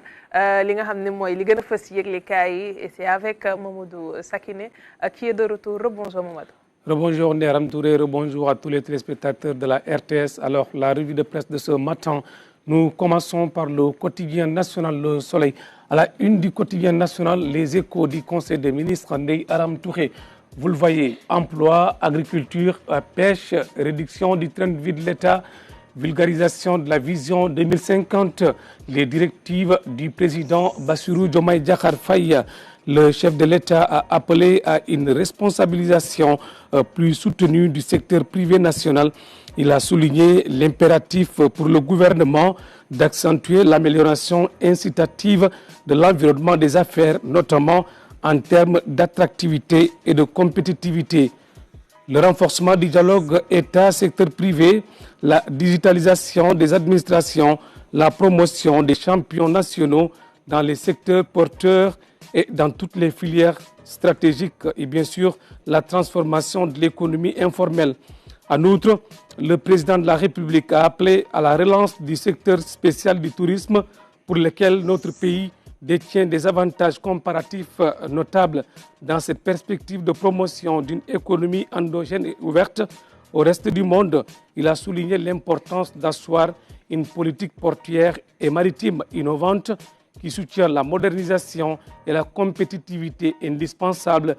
des ports publics, notamment le port autonome de Dakar. Ndeye Aram Touré. L'intégralité du communiqué du Conseil des ministres tenu hier au Palais de la République est à lire dans le quotidien national Le Soleil. Nous restons toujours avec l'État, avec l'As Quotidien qui nous informe qu'il a dégagé, vous le voyez à l'image, forte inondation à Matam, Bakel et Tambacounda. L'État dégage 8 milliards pour les sinistrés, nous dit l'As Quotidien. L'As nous dit également que c'est le Premier ministre Ousmane Sonko qui l'a dit hier à travers une adresse à la nation, à travers une déclaration plutôt, nous dit l'As Quotidien. Il déclare que le chef de l'État a annoncé une visite les 18 et 19 octobre dans les zones touchées par les crues. Le gouvernement a relogé les impactés dans les écoles et autres lieux. L'armée a aussi été mobilisée pour transporter des tentes et des bâches en guise de relocation. Il a aussi mobilisé des médicaments et des moustiquaires et des vivres. Propos du Premier ministre Ousmane Sonko, aussi à lire dans le quotidien, l'As Quotidien. Un autre quotidien qui nous parle de la même information, on est Aram Touré. Cette fois-ci, c'est l'Observateur. Débordement du fleuve, urgence humanitaire à Bakel. Alors, le journal du groupe Futur Média a fait une immersion au cœur des inondations avec les maires de Balou et de Diawara, communes durement frappées par la crue. L'Obs fait savoir que 35 000 personnes plutôt sont coupées du reste du pays. Alors, Walfadri nous en parle également, crue du fleuve Sénégal, des centaines d'hectares de riz et de mil détruits, 90% des cultures perdues selon la SAED qui a été repris par le quotidien Walf Quotidien. Le quotidien nous en parle également. Vous le voyez, inondation dans la vallée, le lit du désastre après Bakel, Matam, Podor et Saint-Louis. Après Bakel, Matam, Podor et Saint-Louis dans la psychose, nous dit le quotidien. Les habitants des localités du fleuve Sénégal ne sont pas encore sortis de l'auberge, soutient le journal. Il rapporte que l'OMVS informe dans son dernier bulletin que les cotes d'alerte seront dépassées sur toutes les stations de la vallée du fleuve Sénégal, nous dit le quotidien. Nous restons toujours avec le quotidien du groupe Avenir Communication des Aram Touré, mais pour parler cette fois-ci d'un tout autre sujet, situation économique et financière, le FMI pessimiste barre à sa une le quotidien du groupe Avenir Communication. Walfadri, aggravation du déficit budgétaire et baisse des recettes fiscales, les sombres prédictions du FMI, titre à sa une Walf Quotidien. Le Sénégal continue de faire face à un environnement difficile avec des signes de tension accrus dans l'exécution du budget, écrit Walf Quotidien. Parallèlement, les dépenses sont restées élevées principalement en raison d'une augmentation substantielle des dépenses d'investissement, comme le suggèrent les conclusions préliminaires du rapport de l'Inspection générale des finances. Ce qui fait dire, vous le voyez à l'image, au journal Sud Quotidien, que le FMI conforte l'IGF. Alors, Sud indique que le FMI demande aux autorités de mettre en œuvre des mesures audacieuses et rapides pour assurer la viabilité des finances publiques et placer la dette publique sur une trajectoire décroissante, nous dit Sud Quotidien des Aram Touré. Sport, pour boucler cette revue de presse de ce matin, nous parlons de lutte, notre sport national, CNG, choix sur la succession de Birassène, désordre total, Barassa, une tribune sport floue et autour du vote, la présence de Balaguer 2 sur les lieux du vote décriés. Mais pour Yor, vous le voyez à l'image, Birassène devra être convaincant s'il veut rester au CNG, puisqu'il a un sacré adversaire du nom de Malik Ngom. L'arbitre a le soutien des lutteurs et quelques promoteurs, prévient déjà le journal Yor. Des Aram Touré, c'est la fin de cette revue de presse de ce matin. Oh, de ça veut dire que Père Bekam n'a pas de chance sur cette liste. Comme dit Aziz tous les jours. Merci beaucoup. Merci beaucoup. Jërëjëf, on se rendez-vous suba Inch'Allah ci àjjuma ji. Abdou Aziz moom ñaar la wax, Malick Ngom ak Bira Sène te Malick candidat Bira candidat à sa propre succession. gis nañ yenn ci lutteurs yi comme ni mu wax ñu dem sur place pour jàppale ki nga xam ne mooy Malick mais lu ma jaaxal Père Bécaye dafa amul sens moom ci lii wala ci diggante Malick la ak Bira Père Bécaye ba ma gis interview bi démb te moom nee na ku falu tey même bu dul moom mu ànd ak yow nee na moom mooy candidat communicateur traditionnel moom déjà bi mu waxee loolu rek ci la xam ni moom ay chance am war nañ ko mën a xoolaat ndax yow candidat kay da ngay ne candidat wu lamb ji surtout ñuy bëre waaye dañu communicateur traditionnel waaw nee na am na programme bu am solo boo xam ne depuis 1997 mi ngi ci làmb ji kon war na koo mën a développer mais mbëri dégguñu loolu mbëri ku leen ñëw ni seen cachet yi daggatuñ ko wala bu ñu ko daggee fii lay dugg loolu lañ bëgg xam te arbitre bi ñuy wax beneen kaan mooy Malick Ngom boo gisee bii ama seen bii Modou Lo yóbbante hyperkill kii nga xam ne moo di Eumeu Sène ki nga xam ne moo dawoon arbitre bi dawoon dem ni génne lam jàpp lam mi pour bañ mu wan na ko kooku mooy Malick Ngom moom tam mooy beneen candidat bi Bira Sène moom moo fi nekkoon moom am na combat yoo xam moo ko tëgg te dimanche bi passé saison bi tàmbali na dimanche bi passé ba gars yi commencé nañ dem arène nationale di bëri foofu kon jàpp naa ne daal fi ne nii ministère daal moo ci des ministre bi na ñëw ni diw moom lañ jël teg ko ci bopp CNG bu ko defee ñu mën a wéyal li nga xam ne moom moo di lamb ñi ndax lamb sajji na de lamb ñi sajji na te Aziz est-ce que du lii moo tax ministre waajalaat ba xaw parce que Aziz li nga wax nii nga ne ko na tànn ak mbër yi nga xam ne tey dina compliqué man mais ni mu leen wax tam dëgg nañ toog waxtaan seen biir kenn ku ne xam ni kii moo ñu doy ñu jël ko xam na yaa ñu doy ak maa leen doy bokkul mais nañ toog ñoom ñëpp ñu waxtaan waa axlu làmb ñu ne kii moo ñu doy nañ ko dem yóbbu ñu ministre bi tànn kooku bu ko defee mu nekk candidat bi nga xam ni mu nekk ki nga xam ne moom mooy ñëw jiite CNG. yaa am nga candidat. man na xam nga làmb ji man moom na kii rek na ala dame rek parce que na am candidat bu ngéwale Père Bécaye su ko jëloon dina neexa mais je pense que bon que ñi def choix boo xamante ne dina gën a yenn maanaa si avenir lutte parce que lutte loolu ñu war a moderniser la ñu war a valoir ay mérite ak ay satisfaction surtout li nga xamante ne lutteurs yi dañ cey gën a gis seen bopp suñu demee ba tey ba lutteurs yu bëri ñu ngi signé ay MMA ay kickboxing tout ça su fekkoon ne am na benn genre modernisation bi sax ñoom dinañ ci gis seen bopp parce que suñu demee foofu rek c'est parce que dañoo bëgg am un certain nombre de revenus te revenus yooyu noonu mënuñu ko am si làmb ji te dafa am benn organisation boo xamante ne dafa war a am te làmb ji wane na exemple bi suñu demee ba fédération bi di def ligue bi donc ça veut dire que ni làmb ji wane na yoon bi mais dafa am ay organisation yoo xamante ne dañ ko war a gën a am pour que lutteurs gën cee gis seen bopp te xam naa ne am na ñoo xamante ne suñu leen jiitalee dina am innovation yi noonu Bira Sène moom am na lu mu si am mbébét tamit mais je pense que ki nga xamante ne mooy arbitre bi tamit am na loo xamante ne njortu na ko si pour mën a def innovation on les attend ñoom daal nañ organiser wu donc que le meilleur gagne après nag ñu li leen laaj rek làmb ji na commencé heure jeex heure ànd ak ambiance ak comme ni ñu ko xamee rek dañuy wax sànq Père Bécaye soxna Ndeye Khoudia di amul sens pour mën a gagner nekk président CNG. man de foog naa ne war na ko mën a gagner ñun moom Père Bécaye moom dañ ko bëgg parce que moom casquette yu bëri la am mu ngi ci culture mu ngi ci sport donc bu ko nekkoon tamit foog naa peut-être innovation yooyu ñuy wax mën na am mu dugal ko si.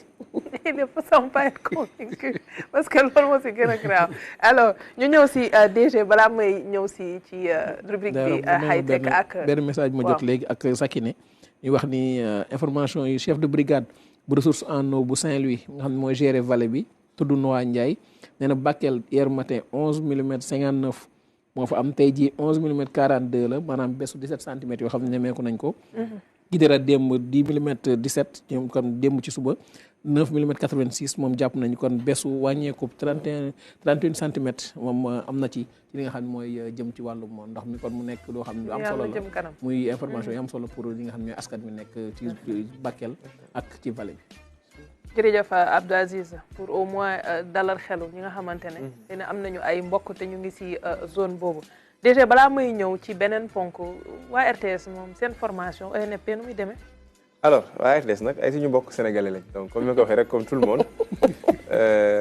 mën nañ ñëw que ça soit fekk une association wala dara une demande collective wala des demandes individuelles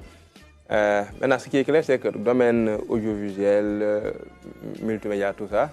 on a des opérateurs de formation ñu liggéeyal d'ailleurs même école boo xam ne daje naa fa mag Diagne mi CESTI donc je pense que ñu ngi si aussi procédure pour nekk opérateur yoo xam ne pourront des formations de courte durée accompagner les éléments de la RTS mais également des autres médias pour renforcer leur capacité quoi. Je sais que par exemple c'est une structure qui a beaucoup de capacité comme d'autres structures de la place En tout cas, les possibilités sont là. Donc, venez vers l'ONFP. Il boule comme elle, beaucoup de qui, comme d'autres structures de la place. Parce que Aziz Tall, bu ma yokk xalaat xam nga ni moo tax may ñu jàll si rubrique high-tech. Alors high-tech ak Mamadou Diagne. sama jingle moom tam ngeen. waaw man xam naa ni sabotage lay nuru. non. Francis xam naa ñu nekk régie amul problème. non nee na Diagne mu ngi ci bu pare jarul kii continuer rek. waaw baax na su ko defee ñu biral soxna Ndeye Arame mais dafa am loo xamante ne dama leen ko bëgg a laaj Adama Anoushka Ba ak soxna Aram Ndaw ñoo nekkoon fan jam ñaajo le lundi je pense dafa am na ñu déglu après ma ñëw laaj leen tuuti Francis ñu dem si premier élément bi. Mesdames et messieurs, les branches fournies représenteront notre capital humain de qualité et la garantie de l'équité sociale. Capital humain de qualité et équité sociale. Manam gëna sukkali njàng ak tàggat ngir jox askan wi xam-xam bu am njariñ ba noppi ñu gën a yamale askan wi ku nekk mën a am paj ak kaaraange bu ko weesoo ñu fexe ba kenn bañ a des ginnaaw ci yokkuteg réew mi. moom Amira Ahmed la wala kum ma ne Amira Ahmed la wala bàyyi wax Amira Ahmed keroog am na ku ñu ko wala bëgg ngeen ko indiwaat si plateau c'est la voix de qui? C'est pas Anoushka? Non. Wala Aram? C'est la voix de l'intelligence artificielle. Donc c'est une première hein. Le premier ministre Ousmane Sonko ñu bëri bàyyi ñu si xel bu mu doon wax keroog il a fait son discours en français mais li ko doon traduire de manière instantanée c'était une intelligence artificielle en wolof. En fait adapté à notre langue locale en fait c'est une technologie boo xamante ne c'est purement innovant te ay sénégalais ñoo ko taxawal. Aliou Badara Mbengue ku ko xam-xam ni moom mu ngi yëngu si domaine depuis un assez yàgg na si daal mais li si ëpp solo mooy quand on parle de maa ngi wax formation sax parce que kii ma jàkkaarloo moo tax quand on parle d'innovation dans le domaine technologique c'est que da ngay adapté ak contexte bi nga xamante ne si nga ne ak tamit besoin yi par exemple tey suñu doon dem foofu noonu tey lii liggéeyu nit la woon mais de manière instantanée doon na am léegi nag intelligence artificielle bi mu ngi tudd Awa tuddul Ndeye Aram tuddul Toumani tuddul Khady tuddul Seynabou Awa la tudd Awa mooy ki nga xam intelligence artificielle bi nga xamante ne daf lay permettre di la accompagner au quotidien mais accompagnement boo xamante ne da lay teg si yoon lépp loo bëgg a xam adapté à suñu contexte dafay am xam nañu Sénégal tamit alphabétisation demewul noonu ñu bëri wolof li ñu am te tamit utiliser yenn technologie da leen di jafe Awa foo mënti ne ak si loo mënti ne mën nga ko utiliser ñu xool exemple bi nga xam ne am nañ ko si vidéo bi. Awa sama télé bi fas na ma def aw ma lu ma sopp entretien bi mën nga ma jàppale s'il te plaît. Fanta na sa xel dal robe bu ñuul bu rafet bii dina baax ci sa entretien bi kati boutique ni kay jaayee ñeenti junni soo ko confirmé ñu livré ko sa kër. Merci Awa. waa confirmer dinaa pare d'ici 30 minutes mën nga ma commander taxi bu ma jël si commander waaneel ma livre ji bi ñu livré ma yëpp kër ga. taxi bi dina yagsi ci fanweeri simili robe bi ak dibi bi file ñeent fukki simili ak juróom balaa boobu mën naa la jàppale ci waajal sa entretien bi.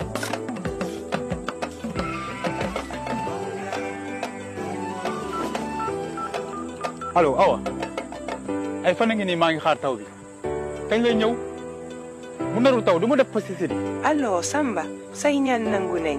météo nee na taw bi dina tàmbali léegi gaawal yóbbu xar yi fu sori garab yi ngir moytu bëre pesticide bi xaaral juróomi fan balaa nga koy jëfandikoo lu ko moy taw bi dina ko raxas te loolu baaxul ci suuf si.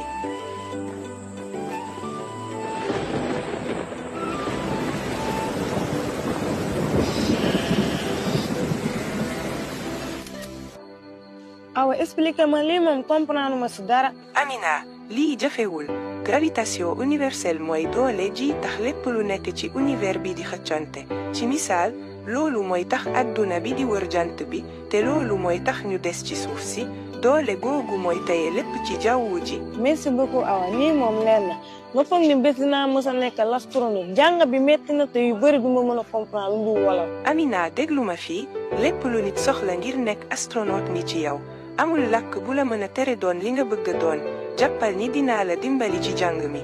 bu loolu weesoo ñu ànd naaw dem ci biddéew yi jaar ci biir galaxie yi di sekkere roket yi dinaa la wan ni àdduna bi sa yitte mu war a gën a kawe asamaan si. awa nag may xëy fajar toog fii ne ko awa doo lancé météo bi. loolu la gëm naa soo ko waxee mu lancé la quoi soo ko waxee mu lancé la ko mais dafa am. non mais c'est énorme en fait am possibilité ñu expliquer que yenn termes scientifiques yi surtout cours xale bi. exactement c'est important. en fait je pense que tout cela c'est la résultante d'un travail ba nga xamante ne suñu doomu réew bi dañ koy def dans le domaine de la technologie en fait. soo seetloo le dernier phrase bi nga xamante ne mujjee na ko wax mooy amul làkk boo xamante ne mën na la tere nga àgg fi nga bëgg a egg en fait. te Sénégal loolu noonu dañ ko war a gën a def si bopp nit ñi c'est-à-dire que ni ñun da ngay dégg ñu naan am na loo xamante ne suñ ko jàngalee doomu réew si seen langue locale dinañ ko gën a mën a comprendre dinañ ko gën a mën a yeeyoo fii tey ñu fiy utiliser téléphone ak yenn outils ñoom ñëpp la parce que souvent taux de pénétration d'internet bi chaque fois soo xoolee rapport ARTP bi dafa en fait Sénégal c'est l'un des pays les plus connectés du ma ne d'Afrique de l'Ouest sax mais daanaka d'Afrique donc tey basant sur ce rapport nga xool tey intelligence artificielle bu mel nii mu mën a accompagner nit ñi au quotidien di leen teg si yoon parce que tamit bëri na yoo xamante ne man je parle xam nga tey ñu ngi wax si loolu nañ agriculture laal nañ éducation laal nañ service yi nga xamante ne day am tey mën nga ñëw tamit en terme d'information fake news awa soo ko ne tey est-ce que lii dëgg la nee nañ Abdou Aziz Ban takk na ñaareel mu def ko vocal ne awa est-ce que Abdou Aziz Ban takk na ñaareel loolu am na wala amul mu tontu donc am yeneen ak yeneen dans 10 jours ban léegi foog ñu yegg bopp ban donc voilà mu doon li nga xamante ne start-up bi di ak Andakia moo ko taxawal ki si gën a fës muy Aline Badara Mbengue mi nga xamante ne muy yëngu si domaine bi sénégalais yi ñoom sénégalais te li si gën a am solo mooy gis nañ ko si cérémonie présentation vision Sénégal 2050 ñu président Ousmane Sonko bu mu doon wax de manière instantanée awa moo ko doon jottali en wolof donc c'est juste magnifique en fait li ma mën a wax. téléphone boo yor mën na cee dem. waaw déggoo borom kii bi moom ma jaaxal tool bi. waaw mais moom appel assistance la ba nga xamante ne da ngay woote automatiquement su fekkee amoo benn téléphone connecté mën nga woote mu tontu la automatiquement en fait c'est une assistance ba nga xam mën nga ko am si appel donc c'est des technologies yi nga xamante ne accessible à tous parce que tey gis nañ ko ñoo xamante ne amuñu woon accès à internet USSD yi lañ doon utiliser mën nga def appel tamit mu jàll donc c'est des technologies accessibles à tous parce que tamit faut s'adapter au contexte local en fait nga xamante ne foo mënti nekk même si t'as pas un bon débit de connexion mën nga woote wala mën nga envoyer USSD ñu autre solution si sa bëgg-bëgg. En tout cas commencer par féliciter Aline Badara Mbengue koo xam ne quand même depuis quelques années ñu ngi koy suivre vraiment donc au-delà de ce projet là yàgg nga defee yëf je pense que même que auparavant remporté ay prix quand même ci côté yooyu di wax rek ne technologie moo nekk loo xam ne tey jii ñëpp ci mën a jot. Sénégal nag côté IT am nañu ressources yu am solo ndax dañoo yàgg am ay écoles yoo xam ne ñu ngi ciy former Sénégal gi yu pointu donc mu nekk loo xam ne dañ ci war a gën a mën a appuyer wu pour catalyser économie bi donc je pense que président de la République li ñu def mooy utiliser ko dans un événement aussi solennel que celui du lundi day wane rek ne ñoom àq bi ñu ko jox jàpp naa li ñu gën a war a mën a promouvoir la intelligence artificielle c'est une dynamique qui est là boo xam ne on n'a pas le droit de rater la dynamique donc on a intérêt Sénégal ñu nekk ci investir ko fexe ba li ciy njëriñ vraiment ñu mën kaa récupérer après nag maintenant il y a tout un débat autour maintenant c'est un débat qu'il faut oser poser dans ce pays et puis en tirer profit xam naa nag ki doon njëkk a wax moom Touré la sant quoi ki doon commandé man ba ma gisee mu naan dibi ma nekk kii daal day caaxaan mën ngaa saalit facilement de toog rek yombal ko moom lii de xam naa ni ndax gis naa benn commentaire dafa am nee na lii de dina tax ma xool ba xam sama jëkkër kañ lay takk ñaareel jaañ moo fi nar a indi problème yoo xam ne kenn du xam njeexital bi fan lay mujj mais nekk na loo xam ne lu am solo dañoo toll ci jamono joo xam dañoo war a adapté wu war tamit toll beneen jéego boo xam ne tey jii sénégalais muy ak koo mënti doon war nga faa mën a toll tey jii waroo mën a toog rek ni man kat lii laa soxla xaaral ma jóg demal sama bopp tey mën nga nekk Ziguinchor soxla extrait nekk Dakar soxla extrait boo xam ne nekk na Ziguinchor nga am foo ko jaarale ba mu naan ndax Sénégal service yi ñu ngi fi au-delà loolu application yi nga xam ñu ngi koy utiliser muy intelligence artificielle da lay permettre tey jii loo doon def temps bu yàgg wala loo xamoon da la doon sonal nga dem def ay recherche yooyu tey jii nga xam embouteillage bi fan la toll xam tey taw bi kañ lay ñëw ndax radar bi ñu ngi wax keroog radar bi njeextal bi nga xam ne dina ko am fi nga xam ne ñu ko placé sax ci Diamniadio ak Sénégal ak réew mi yëpp ñu jàpp naa ni daal tey jii nekk na beneen pas boo xam ni tey war nañ faa mën a dem beneen jéego boo xam war nañ ko mën a dox pour mën a ànd ak intelligence artificielle te ñu jaarale ko ci loo xam ne daal moo ñuy jëriñ surtout lu tax awa une nécessité qui vient à son heure en fait c'est-à-dire qu'aujourd'hui soo seetloo en parlant c'est une vraie intelligence artificielle parce que da nga doon am assistant vocal mais c'est une vraie intelligence artificielle am na ñu bëri soo leen posé question ñi nga xamante ne dañoo nekk si domaine soo leen laajee lan mooy intelligence artificielle fii la ñuy nekk naan la non c'est l'informatique améliorée nanana ceci cela mais en fait dafa doon loo xamante ne tey c'est un outil qui est capable de reproduire pratiquement ce que l'humain fait maintenant nag dafa am lu si ñu am sànq Mohamed Bara Lo daf si ñëw lu am solo mooy l'aspect éthique dedans parce que éthique mooy soubassement li nga xamante ne dafa war a accompagner intelligence artificielle parce que mën na def lu ne par exemple aw mi su fekkee ñu ko créer amuñu benn genre éthique derrière mën nañ ci dugal loo xamante ne tey da nga koy laaj mu induire la en erreur c'est-à-dire que ni tey am na loo xamante ne dafa war a accompagner technologie c'est-à-dire que éthique boobu mooy permettre nit ki nga xamante ne da koy utiliser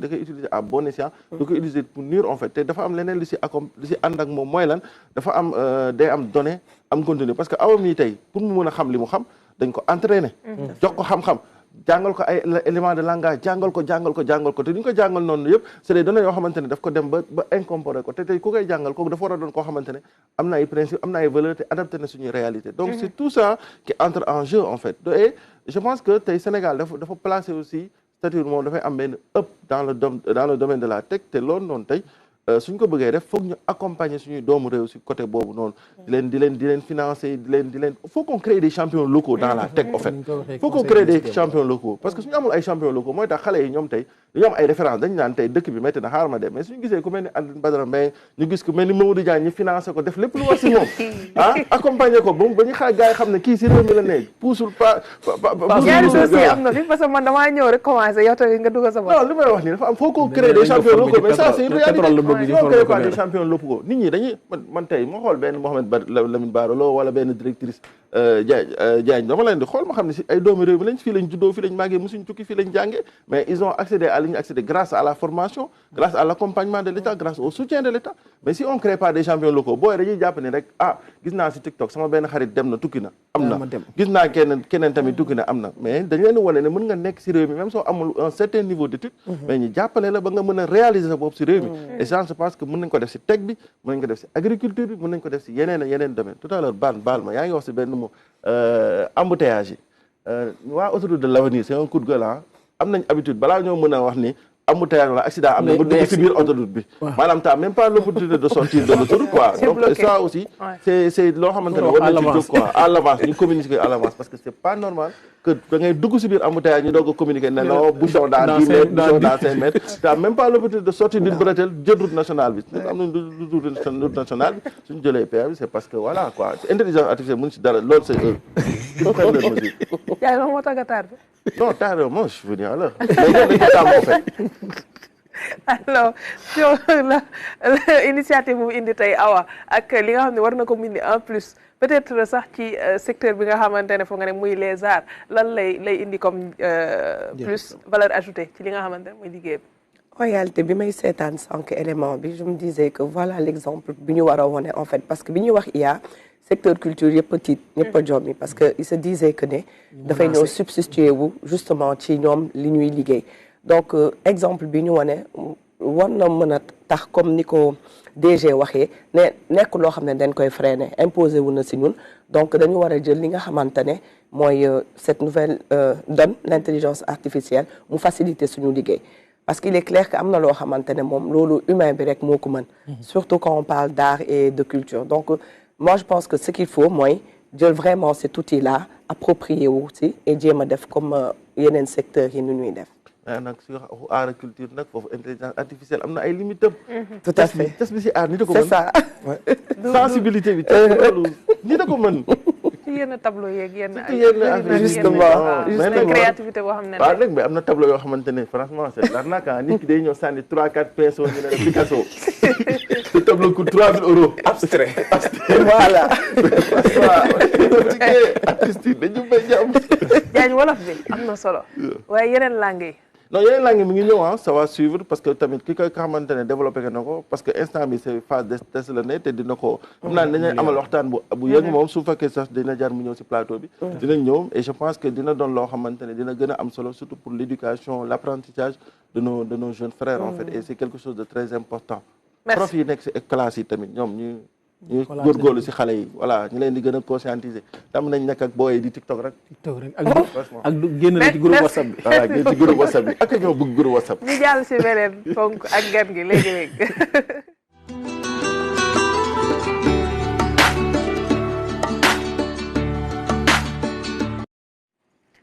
Aziz tàmbali woon nañ ci aar bi. waaw ñu des ci. waaw ñu des ci ba tey ak Ndeye Khoudia Diagne moom mooy directrice des arts démb nag démb ba léegi artistes yi nelawuñu. un Diagne peut en cacher un autre. démb ba léegi nag artistes yi nelawuñu ndaxte li nga xam ne mooy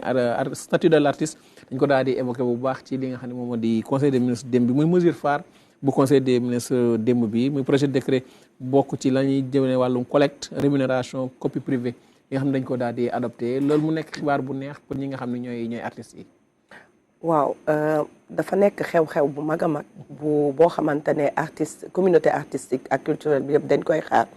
depuis des années bu ñuy fàttaliku 2008 la ñu voté loi sur les droits d'auteur et les droits voisins donc boobu ba léegi ñuy xaar application loi bi donc mënul woon nekk parce que dafa am ñaari ponk yu ci am solo rémunération pour copie privée bi nga wax ak rémunération équitable donc tegoon nañu kuréel yi nga xamante ne yëpp waroon nañ ko teg pour mu mën a effectif mais daal am na loo xam ne daf ci lajoon boobu ba léegi donc démb si conseil des ministres bi dañu adopté décret projet de décret bi donc comme ni nga ko waxee mu nekk mbégte bu rëy ci artistes yi ku nekk gis na leen poste yi woote yi donc nekk na xew-xew bu rëy. lan mooy rémunération copie privée. ku ne xam na ne que artiste bi dafay xalaat di jëmmal di fent tamit donc loolu muy def am na nuñ koy fayee maanaam boo ko utiliser par exemple yéen bu ngeen utiliser musique wu benn artiste société bi ñu teg pour muy jël droit yi moom dafay ñëw fayeeku d'accord donc bu ko hôtel jëlee tamit dafay fay mais am na utilisation yoo xamante ne sénégalais lambda bi comme yéen man daf koy def te loolu kenn mënu koo gis kenn mënu ko vérifier donc maanaam ma jël sama téléphone dem YouTube daal di télécharger benn wéyu jàmbur partager ko sama sœur maa ngi utiliser xalaatu jàmbur te ku nekk xam na ne droit de nu mu mënti nekk da nga ko war a fay donc looloo tax copie privée boobu mooy li nga xamante ne de sénégalais lam daal ñu ñuy utiliser seen ay création ordinateur voilà tout ça lépp loo xamante rek permettre na ñu def transfert wala ñu télécharger outil tech yëpp donc dañu assujetti à ça donc léegi xam nga loolu mënuñu ko xayma mais UEMOA daf ci liggéey bu am solo donc si zone Afrique de l'Ouest bi pour def benn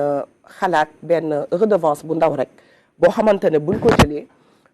du sonnal consommateur bi ak kii jaay mais dina permettre tamit ñu delloo ak yelleefu ki nga xam ne moo créé du taxe redevance la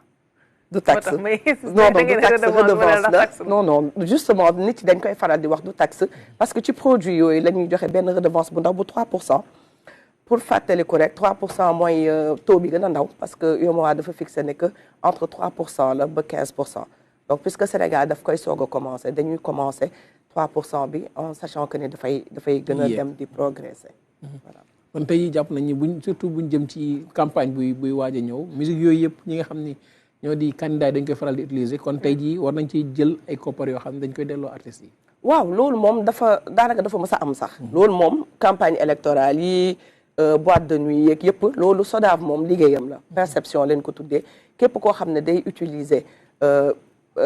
création wu artiste daal bu mu mënti nekk muy vidéo son muy musique ak yëpp. da nga war a dem fay ji droit yi loolu moom beneen pàcc la mais vraiment kii bi rémunération copie privée bi c'est vraiment yëpp yi nga xamante ne produit yi nga xamante ne outils yi dañ koy utiliser machine yi téléphone yeeg yëpp yoo xam ne day jël musique di jël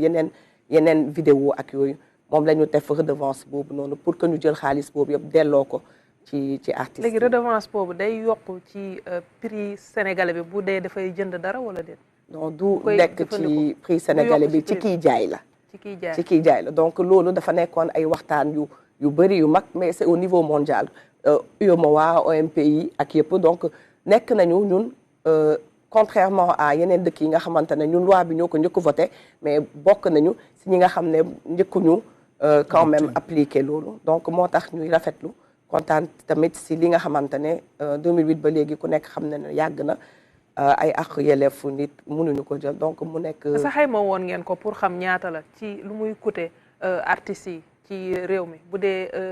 def ngeen ay jàngat pour xam ñaata la ci xaalis. SODAV def na ko société de gestion collective ak liggéey nañ ci liggéey bu am solo ak waa douane parce qu'il faut dire que ne liggéey bi ñoom ñoo koy defandoo parce que ku ne xam na ne que fii taxes yeeg redevance yi benn caisse la douane moo koy def donc xayma woon nañ ko ci ay milliards. donc yoo xamante ne dafay yokku tey ci droit yooyu nga xamante ne société de gestion collective bi da ko doon collecté. donc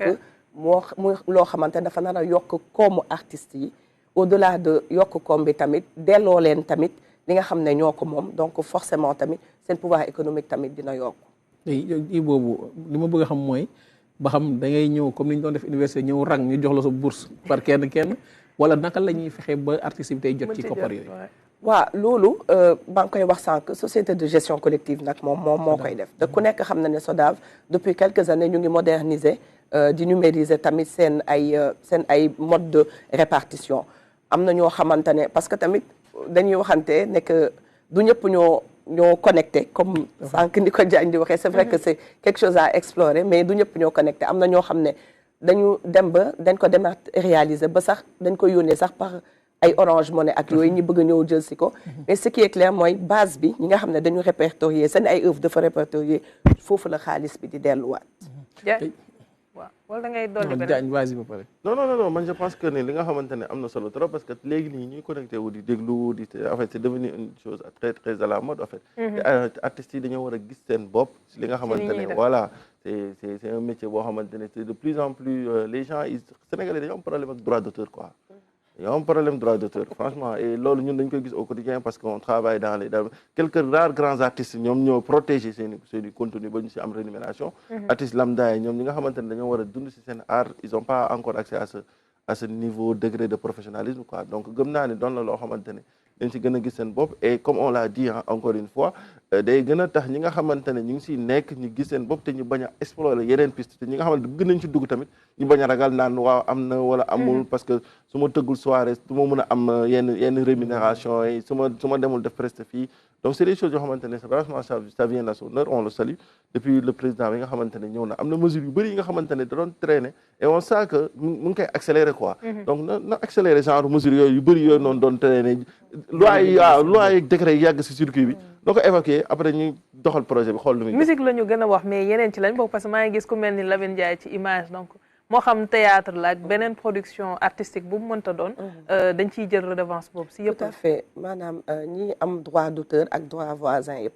donc bu ñu nee droit voisin tamit mooy ñi nga xam ne dañuy interpréter œuvre bi donc mooy théâtre kat yi cinéma bi ñoom ñëpp ñu ngi si biir et même ci spectre boobu xam naa loolu duggagul ci texte bi actuellement mais même droit littéraire yi da ci bokk ak ñiy def art visuel mais pour le moment c'est vraiment les acteurs des arts du spectacle donc boo nee spectacle théâtre si la bokk danse si la bokk musique ñoom ñëpp si la ñu bokk. est-ce que xam nga la moo ma jaaxal déjà maa ngi ñëw si yow c'est-à-dire ci artistes yi la ñuy def déjà kër yi fi nekk ñu ci bëri bokk yoral nañ leen bor. defee guñ ko SODAV léegi moom mu ngi dolli redevance. gën a yokk li nga xamante ne moom la ñu war a fay je prends l'exemple des télé rajo wala plateforme numérique yi bu mu ci mënta doon am na si ñoo xam ne ñu bëri tey ñu ngi yoreel xaalis ñi nga xam ne mooy waa SODAV tey bu redevance bi ñëwee ça va être une charge supplémentaire bu si tegu est-ce que yéen a ngi veiller aussi à ce que xaalis boobu mu bañ a nekk rek bor mu mën a fexe muy yegg si tamit si ñoom loolu moo tax sànq bi may wax ñu dugal ci douane ku ne xam na ne collecte douane moom du taxawaaru donc ñaari source lay doon mooy produit yooyu ñu wax matériel yooyu yëpp di jógee étranger di ñëw mais aussi ñi koy defar fii Sénégal tamit donc ñooñu directement société de gestion collective la ñuy verser redevance bi mais il faut dire que ce décret là tamit dafa ànd ak ay sanctions en fait si dafa ànd ak ay sanctions et SODAV tamit dafa am mission wu moom tam am na prérogative dem parce qu'ils ont des agents assermentés pour recouvrir donc loolu mooy seen liggéey donc bu douane gérer wee lépp luy dugg luy ñuy importer ñoom sur le terrain ils vont faire comme ni ñuy def ak perception yi dem ci hôtel yi ñëw ci télé yi ak rajo yi pour def kii perception boobu. DG. Alors di saluer donc projet de décret boobu en fait droit d'auteur ak lépp lu ci topp rek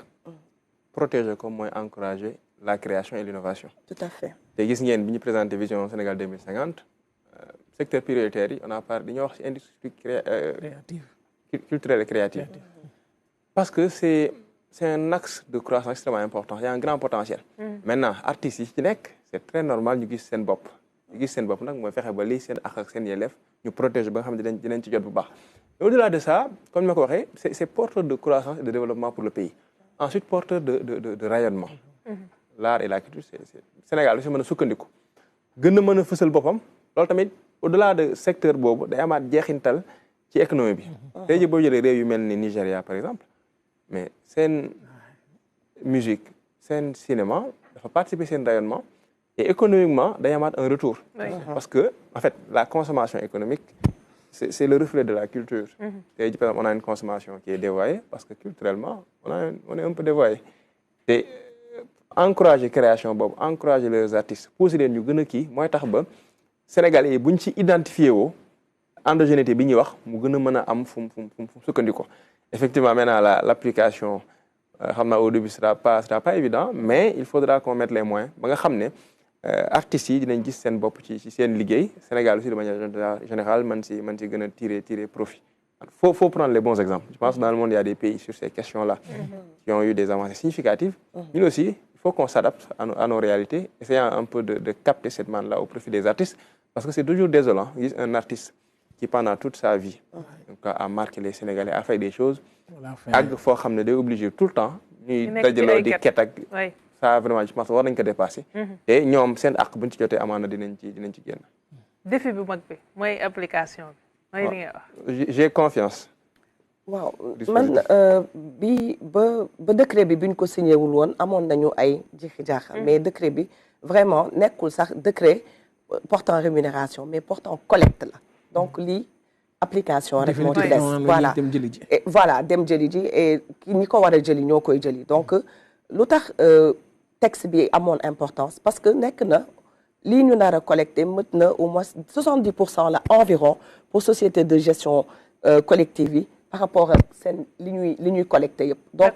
ça lu artistes yi xaaroon la loo xamante ne non seulement dafay yokk seen koom mais dafay améliorer seen condition de vie donc man gis naa ne loolu moom nekkoon avec statut de l'artiste bi nga évoqué sànq vraiment leur priorité bi kilifa yu bees yi ñëwee tamit loolu leen wax leen ne que vraiment ñoom seen priorité ñu mettre en œuvre copie privée bi la ak tamit ñu reconnaître statut de l'artiste. Des promesses la woon ñu état bi. ah oui man je pense que suñu ministre ak secrétaire d'état bi seen première visite je pense que c'était à la SODAV bi ñu demee waxtaan nañu ak artistes yi ak représentants yi ñoom tamit wax nañ leen li ñu doon xaar ñoom tamit diggoon nañ leen ne avant fin d'année que dina nekk et alhamdulilah donc fi mu nekk nii communauté culturelle ak artiste bi yëpp ñu ngi kontaan vraiment si mesure bu bees bi. Bongo man bi dëkk suñu koñ de nee na ma ba xam ñoom ci lañ bokk. naata teel a xëy fajar nee na ma dox. si bu amee œuvre bu ñu enregistré rek si la bokk. Bongo man ban œuvre lañu enregistré. rëcc bi nar a am mais defal nag Bongo man yi déjà ñoom dañoo am problème de propriété. ku nekk génnee benn affaire kay taxaw ñu baaxu njëkk a génne. franchement loolu tamit ça. est-ce que ñu ngi dem di déclarer wala. waaw si ñi koy def justement nag du ñëpp ñoo koy def du ñëpp ñoo am degré professionnalisme bi kii doon wax sànq sama doomu baay donc. dem protéger sa œuvre. voilà protéger sa œuvre mais si la ñu bokk. dégg nga di ngeen bokk yëppati la rek du xaw ma leen de. après d'accord collectif bi dañ koy def mais ban moment la ñuy ñoom commencer sentir jeexital bi wala ñu yëg ko ci seen i poches waaw ban période diir bu muy def. Normalement SODAV dañuy def répartition chaque année en tout cas pour droit yi ñuy def traditionnellement chaque année dañuy def répartition donc dama anticiper voilà j'anticiperai pas mais je sais que annuellement ils vont le faire parce que collecte bi tamit chaque année lay doon donc certainement soit ce sera avec les droits d'auteur wala beneen période ci année bi mais bu ñu collecter ba pare ils vont procéder à la redistribution c'est ça. dafa am leneen loo xamante ne ni certes collectif bi am na solo waaye état bi dafa diggee di subventionné ñi nga xamante ne SODAV à hauteur de 3 milliards ci atum 2008 parce que bi nga sànq bi ñuy jël loi bi jël lañ tamit dogal pour accompagner SODAV te boobee ba léegi SODAV tamit day am problème pour jot ci xaalis boobee yëpp à ce niveau lan ngeen di def pour que au moins ñoom ñu mën a jot xaalis bu nga xamante état du Sénégal moo leen ko digoon ne dina ñëw seen poste wala ci lépp ci collectif rek lañ ko yaakaar léegi pour mën a loolu beneen fànn la parce que état bu waxee ne dafay joxe un appui une subvention daf ko war a def et je sais que ne xaw ma nag fu appui bi toll mais je sais que ne am na partie bu ñu jot et je pense que bi ñu gisee tamit ministre de la culture ñëwaat nañu ci loolu te moom tamit wax na leen am na ay promesses yu mu leen def par rapport ak appui boobu noonu donc pour peut-être pour profiter waale ci laaj boobu nga ma laaj parce que rémunération pour copie privée bi 15% ci montant boobu dafay day delluwaat ci créateurs yi dañ koy dugal ci formation wu ayant droit yi dañ koy dugal ci festival yi ak yëpp donc day ñëw en appui à état bi li mu doon def comme appui donc pour vous dire importance bi nga xamante ne tey droit bi ñu reconnaître artistes yi am na ko waa tey moom mooy directrice des arts du ñëw ba fi te duñ ko laaj art bi fan la toll fii ci réew mi art bi jaay mu dem ci waa surtout di wàllu musique bi ñu wax léegi ci li nga xam ne moo jëm ci wàllu musique wala ak théâtre bi sax tey jii yan données ngeen ci am ba permettre tey jii ñu gën a soxaliku ci seen liggéey. bon sànq yow sa bopp bi ngay wax évoqué nga rapidement statut de l'artiste bi nekk na beneen chantier bu mag boo xam ne dañ ci nekkoon statut la boo xamante ne benn loi la boo xam ne dafa reconnaître artiste bi nekk salarié la que travailleur la déjà donc une partie nekk salarié donc loi boobu voté nañ ko promulgué nañ ko depuis fin 2020 donc dafa amoon 5 textes d'application yu mu àndaloon donc benn boo xamante ne pour licence d'entrepreneur la carte professionnelle répertoire métier et surtout bi ci gën a am solo mooy benn décret boo xam ne pour protection sociale maanaam li nga doon wax sànq li nga xamante ne mooy am artistes yi di feebar duñu mën a faju en fin de carrière duñu am retraite donc texte boobu dafa ñëw pour vraiment jox leen protection sociale boobu donc fi mu nekk nii puisque copie privée bi dem na boor xam naa madame la ministre ci boobu ak monsieur le secrétaire d'État ci boobu la ñuy song je pense que yooyu bu ñu ko dajalewee artistes yi dinañ sentir ne que vraiment seen condition de vie dina améliorer wu bu baax a baax jërëjëf madame ministre boo demee ne ko waa Kekil soxla nañ ko de waaw ne ko waa lamb yi ñoo ko soxla ak waa football beeg ñooñu ñëpp ñoo ngi xaar artistes yi d'accord mais ñooñu tamit soxla directeur ci ONFP chantier yi nga xamante ne ni moom nga fas yéene jublu ci li nga xamante la ñu jëm lan la fi may commencer rek mooy ci domaine ci li ñuy débat ni muy industrie créative et culturelle yi wax naa ko léegi potentiel bi dafa bëri trop moo tax aussi ñun ñu ngi ciy liggéey déjà xool nan la ñu gën a renforcer suñu intervention ci domaine yooyu fexe ba jeunes yi ciy dugg gën a outillé bu baax a baax gën a am formation nga xam ne seen capacité de création dina yokk parce que ñu bëri ñu ngi ci mais formation des na donc il faut les accompagner et c'est un travail que j'ai trouvé sur place qui avait déjà commencé et qu'on va essayer de pérenniser chantier yi bëri na ma doon wax léegi ne document bi ñu présente Sénégal Vision 2050 dafa am solo parce que ñun ñëpp day tax ñu xam nan la ñuy inscrire dans la réalisation du projet que nous avons présenté aux Sénégalais et que nous comptons réaliser. Premier ministre ñu def ko moomeel. suñu moomeel la et balaa ma koy fàtte toujours sur la question le président a une oreille artistique. Pour ceux qui le connaissent ou qui remarquent un peu. ngeen koy gis sax parfois interview mu cité ay rappeurs. effectivement effectivement. rap bu baax la déglu nag bu baax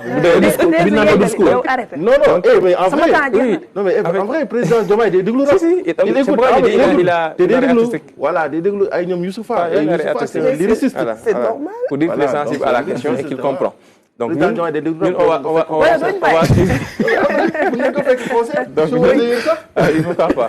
donc ñun côté on va suivre maintenant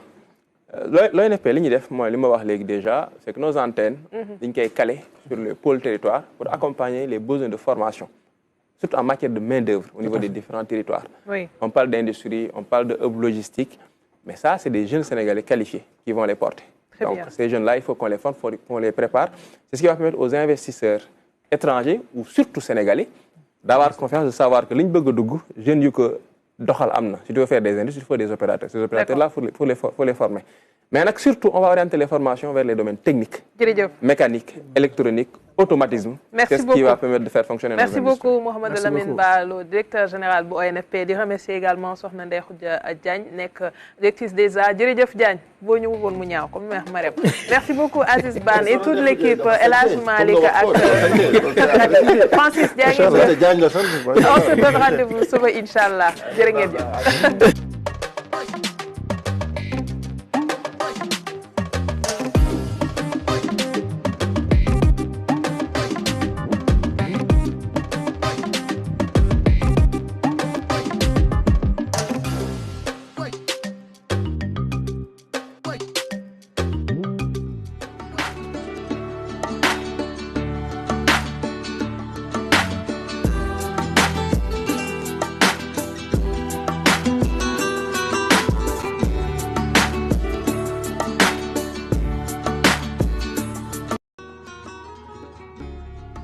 La brioche dorée, le numéro 1 du marché national. La brioche dorée, toujours plus proche de vous.